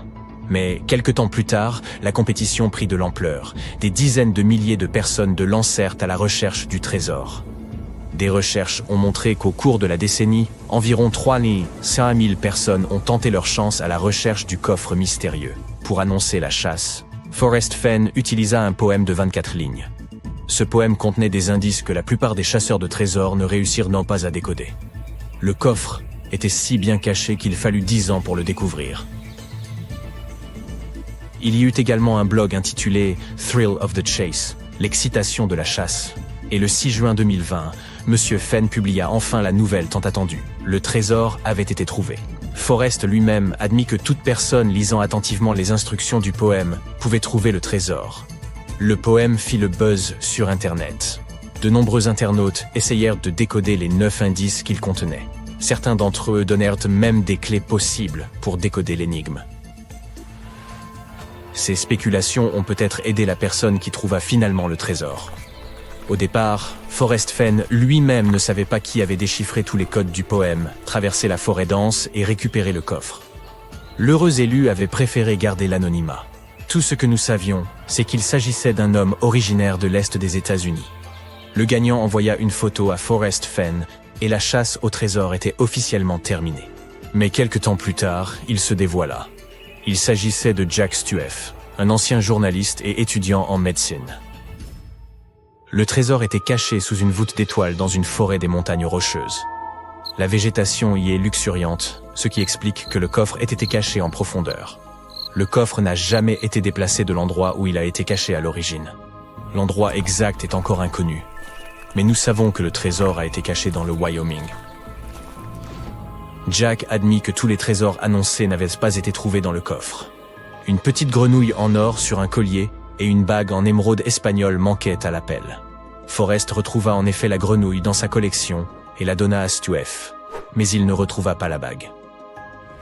La chasse au trésor créée par Forrest Fenn peut sembler extravagante, mais il a expliqué pourquoi il avait décidé de la lancer. La seule chose qu'il prétendait avoir en tête était de donner de l'espoir aux gens. Dans les années 80, David Mazurek, originaire du Michigan, décida d'acheter une ferme non loin de Mount Pleasant. L'ancien propriétaire faisait visiter sa nouvelle propriété à David lorsque celui-ci remarqua une grosse pierre à l'aspect étrange. Elle servait à maintenir ouverte la porte d'une grange. Mazurek demanda l'origine de ce butoir de porte et le fermier expliqua qu'il s'agissait en fait d'une météorite. Elle était arrivée sur la propriété avec un bruit fracassant dans les années 30. Le lendemain matin, le fermier et son père avaient découvert le cratère que la météorite avait creusé et en avaient extrait cet invité de l'espace, encore tout chaud. Il lui avait retrouvé une fonction, butoir de porte, et la bonne nouvelle pour le nouveau propriétaire, c'était que la météorite était vendue avec la propriété. Il décida de ne rien changer tant qu'il vivrait sur les lieux. Lorsqu'il déménagea, il emporta le gros caillou et l'utilisa à nouveau comme butoir de porte pendant une trentaine d'années supplémentaires. Parfois, David laissait ses enfants emporter la météorite à l'école pour la montrer aux autres élèves. C'est alors qu'il découvrit que certains habitants du Michigan gagnaient de l'argent en vendant les météorites qu'ils trouvaient. Comme sa pierre à lui était énorme, elle pesait 10 kilos. Il décida de l'apporter à l'Université centrale du Michigan pour en connaître la valeur.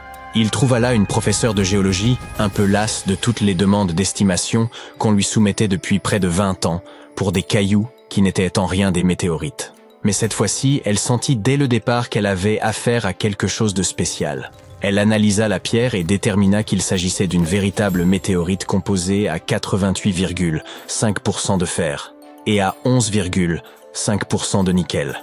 Il s'agissait de la 6e plus grande découverte de ce type dans le Michigan et du spécimen le plus précieux qu'elle ait jamais vu.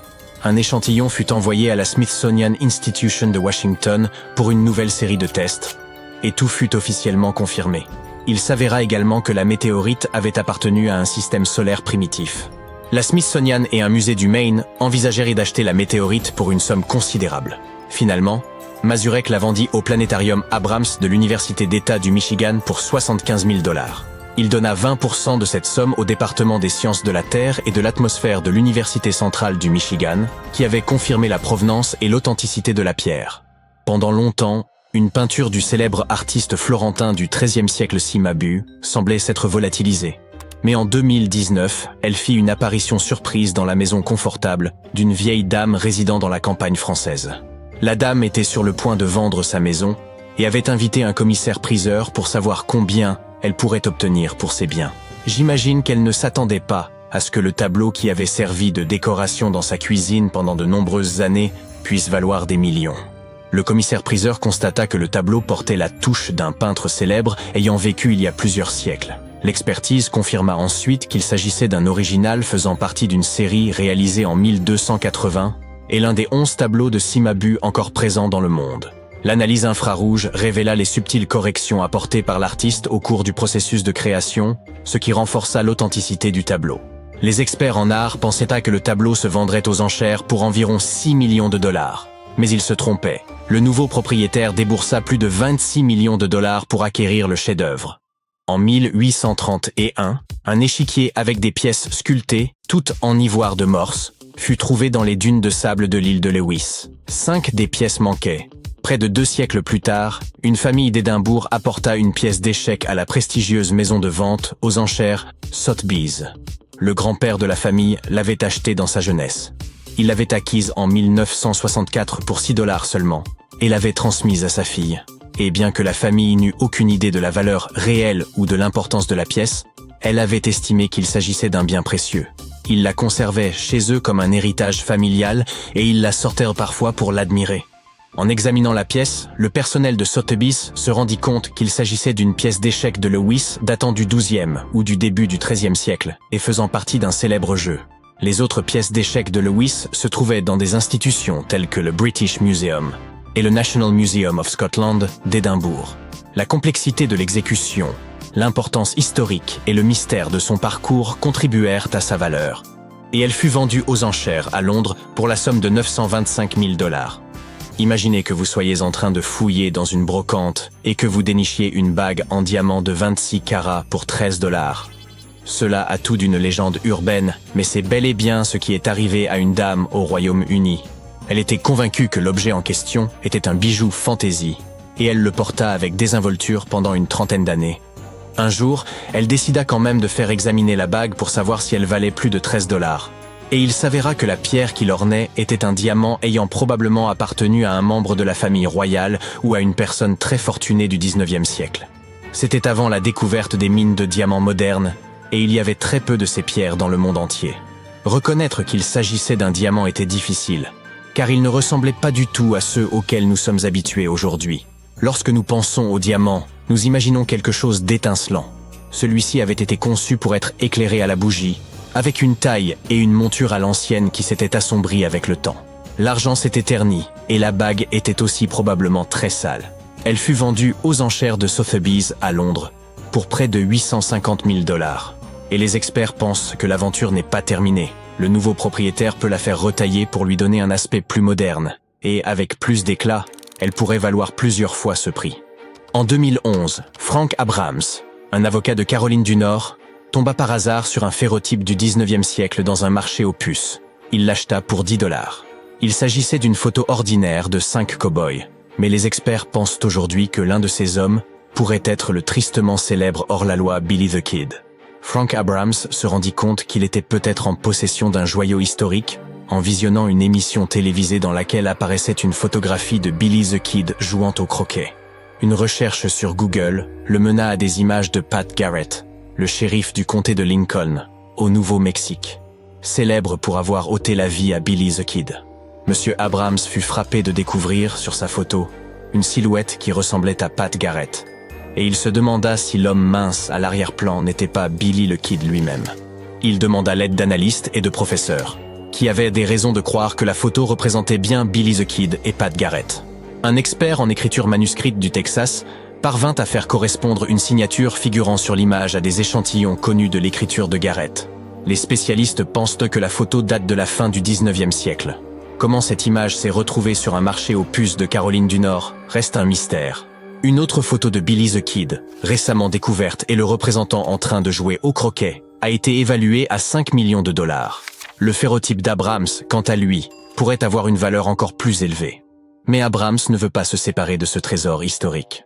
Il se considère chanceux et privilégié de l'avoir trouvé. Larry Howe, agent d'entretien au centre commercial Capitol Court de Milwaukee, était en train de ranger un local de stockage. Le centre commercial était sur le point d'être démoli. Il trouva une paire de baskets au milieu des ordures.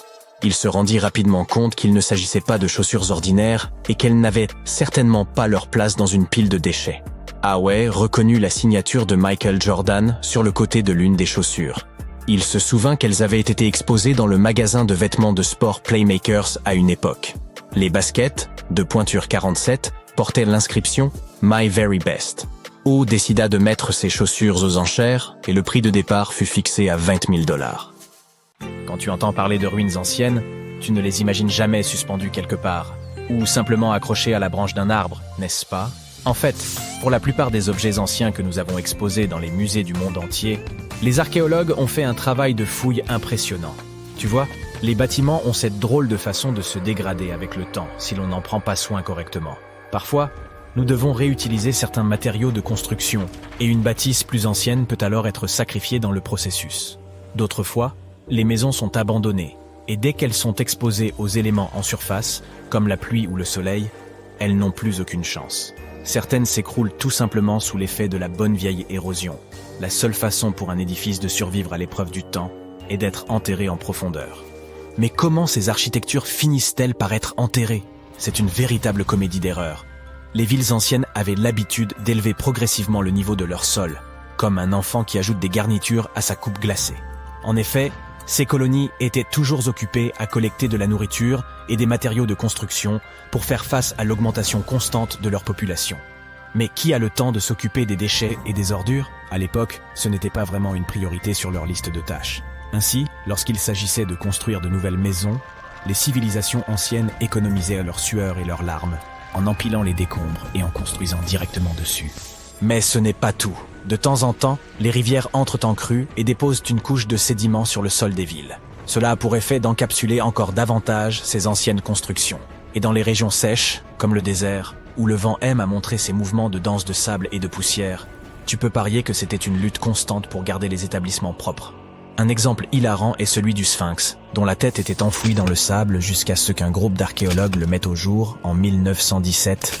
Certaines villes anciennes ont fini par être recouvertes parce qu'elles étaient complètement abandonnées. Avec moins d'activité humaine pour contrôler leur expansion, les graines de plantes n'ont pas pu résister à l'opportunité et ont germé un peu partout. Elles ont absorbé le dioxyde de carbone de l'air et se sont développées, ajoutant de plus en plus de volume au sol. Scieuses racines effrontées ont même décidé de stabiliser le sol constitué de matière végétale en décomposition, créant ainsi plusieurs couches de terre. C'est comme si Mère Nature s'était lancée dans un ultime projet de bricolage, avec les plantes comme fidèles auxiliaires. Fouiller dans les secrets des civilisations anciennes, ce n'est pas seulement déterrer un monde perdu, c'est aussi une quête épique pour révéler les trésors cachés sous les couches de l'histoire. Mais comment les archéologues savent-ils d'abord où creuser? Si tout est recouvert de multiples couches de sédiments, de débris et de racines de plantes, ils doivent avoir une sorte de système auquel ils se fient avant de se lancer dans un nouveau projet, n'est-ce pas? Tout d'abord, ce ne sont pas toujours eux qui suggèrent des fouilles archéologiques à tel ou tel endroit. Je m'explique. Supposons que tu sois un entrepreneur et que tu souhaites construire un nouveau complexe d'appartements luxueux dans ta ville. Cependant, certaines législations locales imposent des exigences avant que ton projet ne puisse démarrer. Par exemple, avant de commencer à construire sur un terrain, il peut être nécessaire de faire appel à des spécialistes pour vérifier le sol. Scieuses personnes intelligentes peuvent être des archéologues, des géologues ou des paléontologues, et elles doivent garder un œil sur le processus en phase de développement.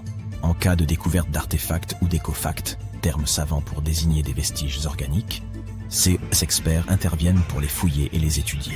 Mais qu'en est-il des sites qui n'ont rien à voir avec les bulldozers et les chapeaux jaunes? Les archéologues ont plus d'un tour dans leur sac lorsqu'il s'agit de localiser les points chauds de l'Antiquité. Ils plongent dans les archives historiques et font un travail de détective. En recherchant de vieux documents et de vieilles cartes, ils peuvent reconstituer le puzzle de l'activité humaine dans une région donnée. Si un site a déjà été visité, c'est encore mieux. La découverte de traces de fouilles antérieures ou de récits historiques peut donner aux archéologues de nombreuses informations sur les endroits où poursuivre leur chasse au trésor. Avant de commencer à manier leur pelle, les archéologues se livrent à une sorte de balayage visuel. Armés d'un système de quadrillage, ils se promènent sur le site, à l'affût de tout artefact susceptible de se cacher juste sous la couche supérieure de la terre. Qu'il s'agisse d'outils en pierre taillée, de verres historiques ou même d'anciennes décharges, oui, elles ont aussi de la valeur. Ces explorateurs à l'œil vif peuvent repérer des signes d'activité humaine plus rapidement que la plupart des gens.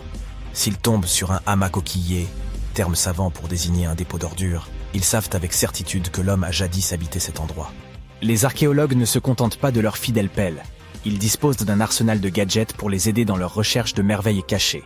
Les outils géophysiques sont en quelque sorte leurs armes secrètes. Prenons l'exemple du résistivimètre. Cet appareil astucieux mesure la composante électrique du sol et tout élément ou artefact enfoui.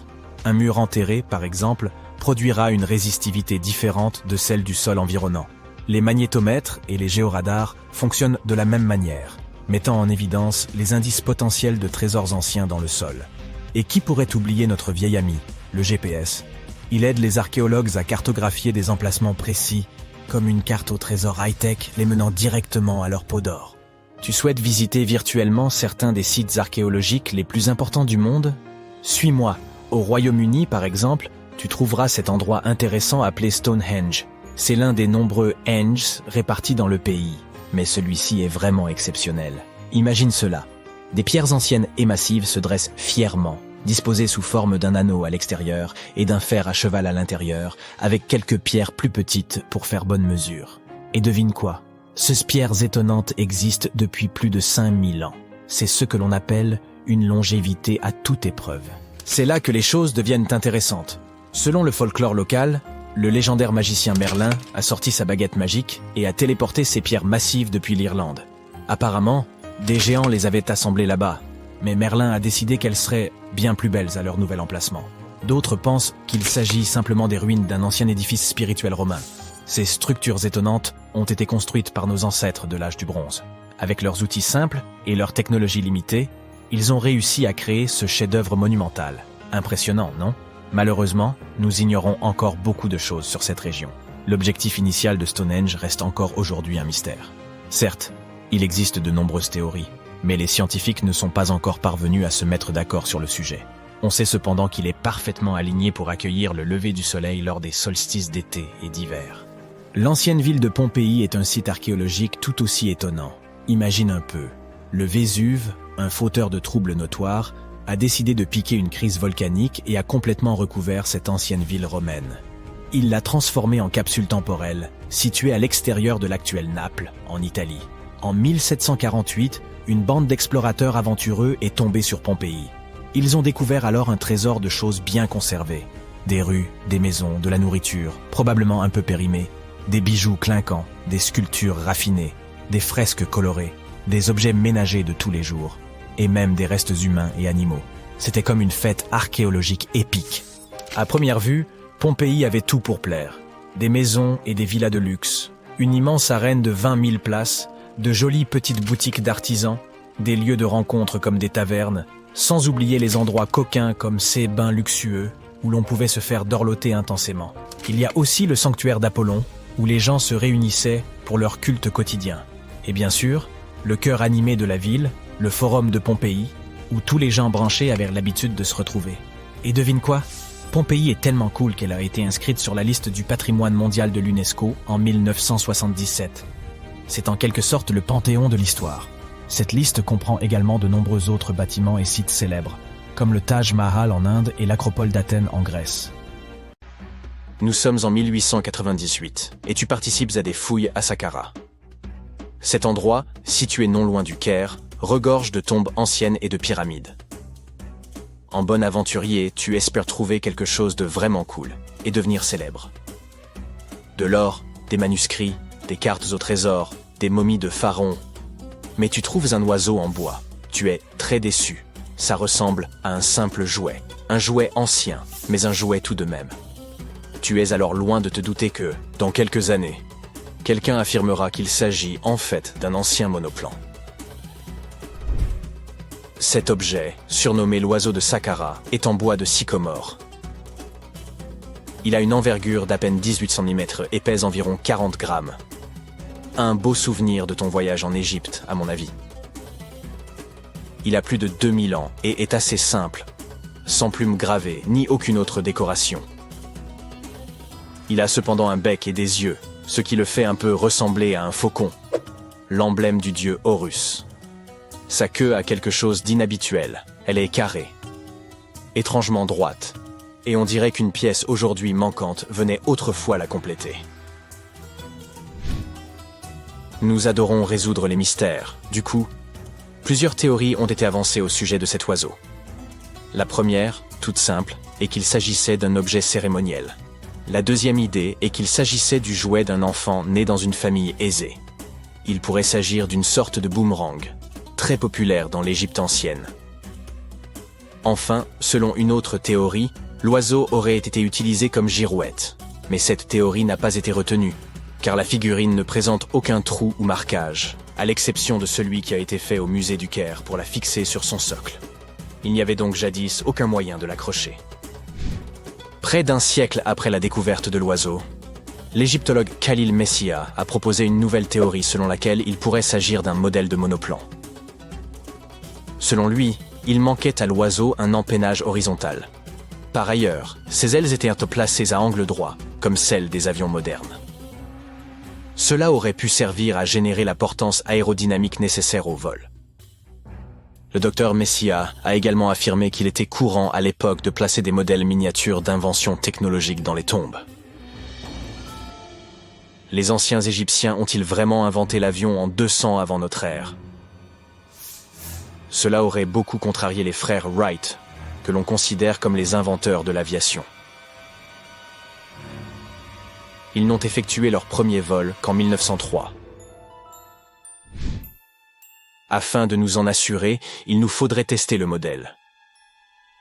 Mais le musée égyptien ne laisserait probablement personne lancer en l'air cette précieuse pièce de collection. C'est pourquoi le concepteur de planeur, Martin Grégory, a construit un modèle similaire, cette fois en balsa, et a pu conclure que même avec un empennage horizontal, cet avion n'était pas très performant. Affaire résolue. Et non.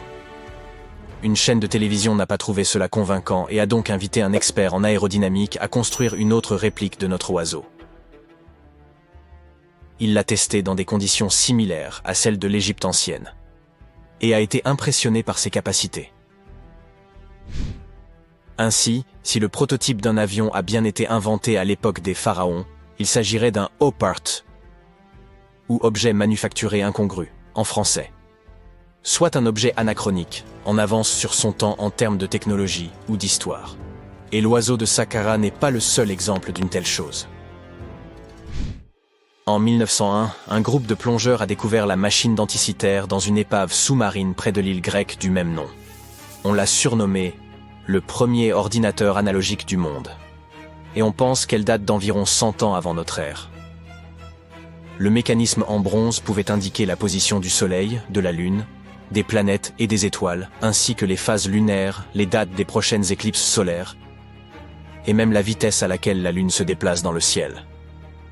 Personne ne sait exactement qui l'a utilisé, ni comment ou où il a été fabriqué. Mais il est évident qu'il était extrêmement précis et bien trop avancé pour son époque. Les premières toilettes à chasse d'eau ont-elles été inventées au XXe siècle? Et non. Les Minoens de Crète et la civilisation de la vallée de l'Indus ont mis au point cette super invention à peu près à la même époque, il y a environ 4000 ans. Leur modèle de plomberie était si bien conçu qu'il a fallu attendre 2000 ans avant de voir apparaître quelque chose d'aussi performant. Une ancienne toilette minoenne a été découverte dans le palais de Knossos. Elle était équipée d'un siège de bois placé juste au-dessus d'un tunnel qui conduisait l'eau d'un réservoir vers un égout souterrain. D'autres toilettes nécessitaient un apport d'eau à l'aide de cruches. Seuls les riches pouvaient s'offrir un tel luxe. À l'époque, si tu possédais un bien immobilier, les toilettes chasse d'eau étaient le signe de ton appartenance aux plus hautes sphères. Les portes automatisées étaient une chose nouvelle en 1931. Mais la technologie qu'elles utilisent est en fait beaucoup plus ancienne. Elle date du 1er siècle de notre ère. Le mathématicien et ingénieur Héron d'Alexandrie imagina à cette époque un système capable d'ouvrir et de fermer les portes. Pour faire fonctionner son invention, il fallait allumer un feu. Un pot en laiton était placé sous le feu, à moitié rempli d'eau. Le pot était ensuite relié à des récipients qui servirent de poids. Grâce à la chaleur, l'eau se déplaçait dans les récipients qui descendaient et tiraient sur les cordes. Rien à voir avec une porte de supermarché qui s'ouvre et se ferme grâce à l'électricité. La porte de Héron mettait des heures à s'ouvrir, et il n'y avait aucun moyen d'arrêter le processus. C'est pourquoi on n'ouvrait les portes qu'une fois par jour, avant que les gens n'entrent dans les temples. Cela ajoutait un peu de mystère aux cérémonies. Incroyable. Il semblerait que la toute première batterie ait été inventée à Bagdad, il y a environ 2000 ans. Un archéologue allemand a découvert une jarre d'argile de forme ovale en 1938. Les scientifiques ne savent toujours pas à quoi elle servait ni qui l'a inventée. Selon une théorie, elle aurait été utilisée pour galvaniser des objets avec des métaux précieux. Lorsqu'elle était remplie d'un acide faible, comme du vinaigre, la batterie produisait environ 1 volt. Selon une autre théorie, il s'agirait d'un récipient destiné à recevoir des rouleaux sacrés. Que dirais-tu de lentilles de contact conçues par Léonard de Vinci? En 1508, il inventa une lentille de verre munie d'un petit entonnoir. Il n'y avait qu'à verser de l'eau à l'intérieur, et cela améliorait la vision. Mais ce n'était pas super pratique. 100 ans plus tard, René Descartes décida d'améliorer cette idée. On dit lentilles de contact, parce qu'elles sont censées entrer en contact avec les yeux, tu vois? Ce tube de verre rempli de liquide permettait une meilleure vision. Mais il était hélas impossible de cligner des yeux. 2 siècles et demi plus tard. La technologie du verre permit aux scientifiques de concevoir des lentilles qui s'inséraient dans l'œil et permettaient même à leurs porteurs de cligner des yeux. Une belle invention. Toutefois, ces lentilles étaient fabriquées en verre soufflé et l'œil ne pouvait pas respirer. Une cinquantaine d'années plus tard, les concepteurs adoptèrent le plastique, plus léger, incassable et résistant aux rayures, même si les lentilles couvraient encore l'œil entièrement. Ce n'est qu'en 1948 qu'un certain Kevin Tuohy ponça une lentille en plastique et se rendit compte qu'elle restait en place même en ne couvrant que la cornée. Imagine-toi vivre dans le Londres du 19e siècle et avoir besoin d'envoyer un message à New York. Cela prenait alors une dizaine de jours. Du coup, lorsqu'en 1858 les délais passèrent de quelques jours à quelques heures, ce fut une véritable révolution. Le premier message fut envoyé par la reine Victoria elle-même, grâce à un câble télégraphique transatlantique qui passait sous l'océan. Hélas, cette invention ne survécut que quelques semaines. Et il fallut attendre des années pour qu'on puisse à nouveau s'en servir. Les archéologues égyptiens ont récemment fait une découverte extraordinaire près du Caire. Roulement de tambour, s'il vous plaît. La momie la plus ancienne et la plus complète jamais mise au jour dans le pays. Cette momie, vieille de 4300 ans, a été trouvée dans un ensemble de tombes près de la pyramide à degré de Djéser, datant de l'ancien empire égyptien. Elle était recouverte de couches d'or. L'équipe a également découvert plusieurs autres tombes, dont une appartenant à un haut dignitaire égyptien et une autre à un gardien des secrets, qui présidait aux cérémonies. Une autre tombe intéressante était celle d'un scribe, qui contenait les plus grandes statues jamais découvertes dans la région. Ce vaste site funéraire abrite également plus d'une douzaine de pyramides et de lieux de sépulture. L'une des momies les plus célèbres au monde est probablement celle d'Hatshepsut. Elle a gouverné l'Égypte pendant environ 20 ans, érigé de nombreux édifices impressionnants et créé de nouvelles routes commerciales. Cependant, lorsque l'archéologue Howard Carter a découvert son tombeau dans la vallée des rois, son sarcophage était vide. Carter a néanmoins trouvé 2 cercueils dans une autre tombe, dont l'un appartenait à la nourrice d'Hatshepsut et l'autre à une femme inconnue. En 2006, une équipe de spécialistes a décidé d'enquêter pour déterminer si cette femme mystérieuse était la reine en personne. Ils ont découvert une molaire dans une boîte en bois portant le nom d'Hatshepsut, et lorsqu'ils l'ont comparée à la mâchoire de la momie, elle correspondait parfaitement. Ramsès II était un souverain des plus remarquables, mais c'est sa momie, plus encore que ses accomplissements, qui aura finalement marqué l'histoire. Ramsès est considéré comme le pharaon le plus puissant de toute l'Égypte, ayant régné durant pas moins de 6 décennies. Il a également vécu jusqu'à l'âge canonique de 90 ans, ce qui était tout à fait remarquable compte tenu de l'époque à laquelle il vivait. Ramsès II aurait eu plus de 100 descendants, parlé d'une famille nombreuse. À sa mort, son corps fut initialement enterré dans la vallée des rois, mais des pillards tentèrent de dérober les trésors de son tombeau. Ses successeurs, ne pouvant tolérer de tels actes, déplacèrent donc son corps vers un lieu tenu secret pour le protéger. Avance rapide jusqu'au 19e siècle, quand la momie de Ramsès II fut découverte avec celle d'autres souverains et dignitaires. Cependant, elle n'était pas en très bon état. Les archéologues décidèrent donc de l'envoyer à Paris pour des soins appropriés. Le problème, c'est qu'il ne pouvait tout simplement pas être expédié vers un autre pays.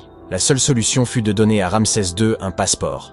Sa profession y était indiquée comme « roi », et le document comportait même sa photo. La plupart des momies ne sont pas nécessairement réputées pour avoir une peau très hydratée, mais celle d'une femme originaire de Chine et surnommée Lady Di prouve le contraire.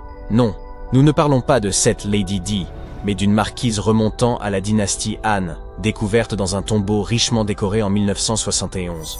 Grâce aux conditions particulières de son sépulcre, humidité et absence d'oxygène, son corps était presque parfaitement préservé. Sa peau était douce, ses cheveux impeccables, et elle était encore souple. Le musée qui expose aujourd'hui sa momie montre également une multitude d'objets luxueux enterrés avec elle, comme de la vaisselle et des instruments de musique. Les archéologues, en examinant la momie de plus près, découvrirent qu'elle était décédée d'une crise cardiaque vers l'âge de 50 ans. Bien qu'elle ait quitté ce monde depuis plus de 2000 ans, Madame Di continue de fasciner. La momie d'Ötzi, l'homme des glaces, fut découverte dans les Alpes en 1991. Les autorités autrichiennes pensèrent d'abord qu'il s'agissait d'un alpiniste moderne, tant il était bien conservé. Il s'avéra qu'il provenait en réalité de l'âge du cuivre. Grâce à l'étude de sa momie, retrouvée dans un col de montagne à plus de 3000 mètres d'altitude, nous en avons énormément appris sur la vie en Europe durant le Chalcolithique. Par exemple, nous savons qu'il était originaire d'Europe centrale et qu'il consommait régulièrement de la viande. Il souffrait également d'arthrite, de rétrécissement des artères et de troubles intestinaux. Mais il utilisait probablement l'acupuncture et des herbes médicinales pour traiter ses affections. Apparemment, il était aussi très habile de ses outils. Il les avait aiguisés quelques jours à peine avant sa mort prématurée. Peut-être anticipait-il des ennuis? Ou se préparait-il simplement pour une tâche de routine? Le roi Toutankhamon et son histoire figurent parmi les plus célèbres de toutes les momies d'Égypte. Ce pharaon est décédé à l'âge précoce de 19 ans, il y a plus de 3 millénaires, mais sa momie reste l'une des plus emblématiques au monde. Lorsque son tombeau a été ouvert en 1922, l'excitation était à son comble car il était encore intact, contrairement à de nombreux autres tombeaux royaux. Il contenait des sarcophages somptueusement ornés, dont un en or massif. Non seulement le tombeau de Toutankhamon nous a offert un aperçu de l'histoire de l'Égypte ancienne, mais sa momie nous a également beaucoup appris sur l'époque dans laquelle il vivait. L'analyse de son ADN a permis d'identifier ses parents et a révélé que le pharaon souffrait d'une rare maladie osseuse qui aurait pu le rendre invalide. Ginger est probablement l'une des momies les plus fascinantes dont vous entendrez jamais parler. Il ressemble à un voyageur temporel venu d'il y a 5000 ans, arborant encore ses cheveux dorés et ses ongles parfaitement préservés. Ginger a été découvert en Égypte et est considéré comme le corps momifié le plus ancien jamais découvert. Avant que les Égyptiens ne maîtrisent l'art de la momification, ils plaçaient les corps dans des tombes peu profondes, dans le sable chaud et sec. Comme ce dernier absorbait toute l'eau, les bactéries ne pouvaient ne pas se reproduire, et le corps était ainsi préservé naturellement. Aujourd'hui, les scientifiques ne sont pas certains que la préservation de Ginger était intentionnelle, mais étant donné que sa sépulture était constellée de poteries, il est probable que ceux qui l'y ont enterré aient connu des techniques de préservation avancées. Si vous souhaitez rencontrer Ginger en personne, il est actuellement exposé au British Museum. Un collectionneur d'art néerlandais a acquis une statue de Bouddha en Chine et a fait une découverte surprenante. Elle contenait une momie cachée à l'intérieur. Hélas, le corps était trop fragile pour être déplacé. Il a donc fallu le laisser sur place. La partie la plus impressionnante est que cette momie a plus de 1000 ans et qu'elle avait été exposée pendant 200 ans avant d'être enfermée dans cette statue. Lorsqu'ils en ont effectué la tomographie, les scientifiques ont découvert que la momie était remplie de morceaux de papier couverts d'écriture. Les experts pensent qu'il aurait pratiqué l'automomification, un processus radical impliquant un régime alimentaire particulier et un thé qui rend le corps moins susceptible aux bactéries. Seules quelques personnes pouvaient accomplir ce rituel, et celles qui y parvenaient étaient profondément respectées.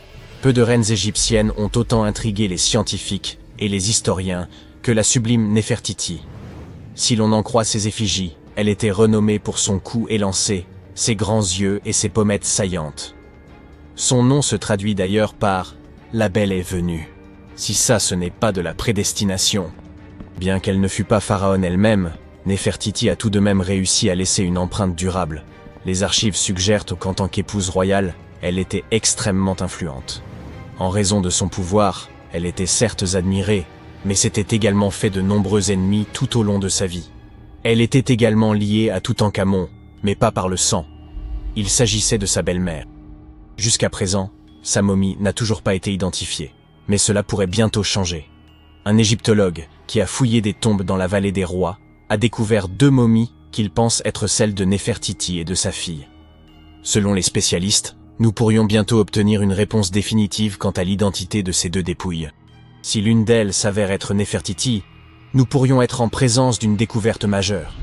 L'analyse ADN et la tomographie de la momie pourraient nous offrir l'image la plus complète et précise de la reine que nous ayons jamais vue. Il est incroyable de penser que nous n'avons fait qu'effleurer la surface de ce qui se cache en dessous de l'Égypte moderne. Néfertiti a régné sur l'Égypte pendant une période de grande puissance et de prospérité. Mais est malheureusement décédée au cours d'une période de troubles qui ont conduit à la perte de son site funéraire. Qui peut vraiment prédire où elle se trouve aujourd'hui ?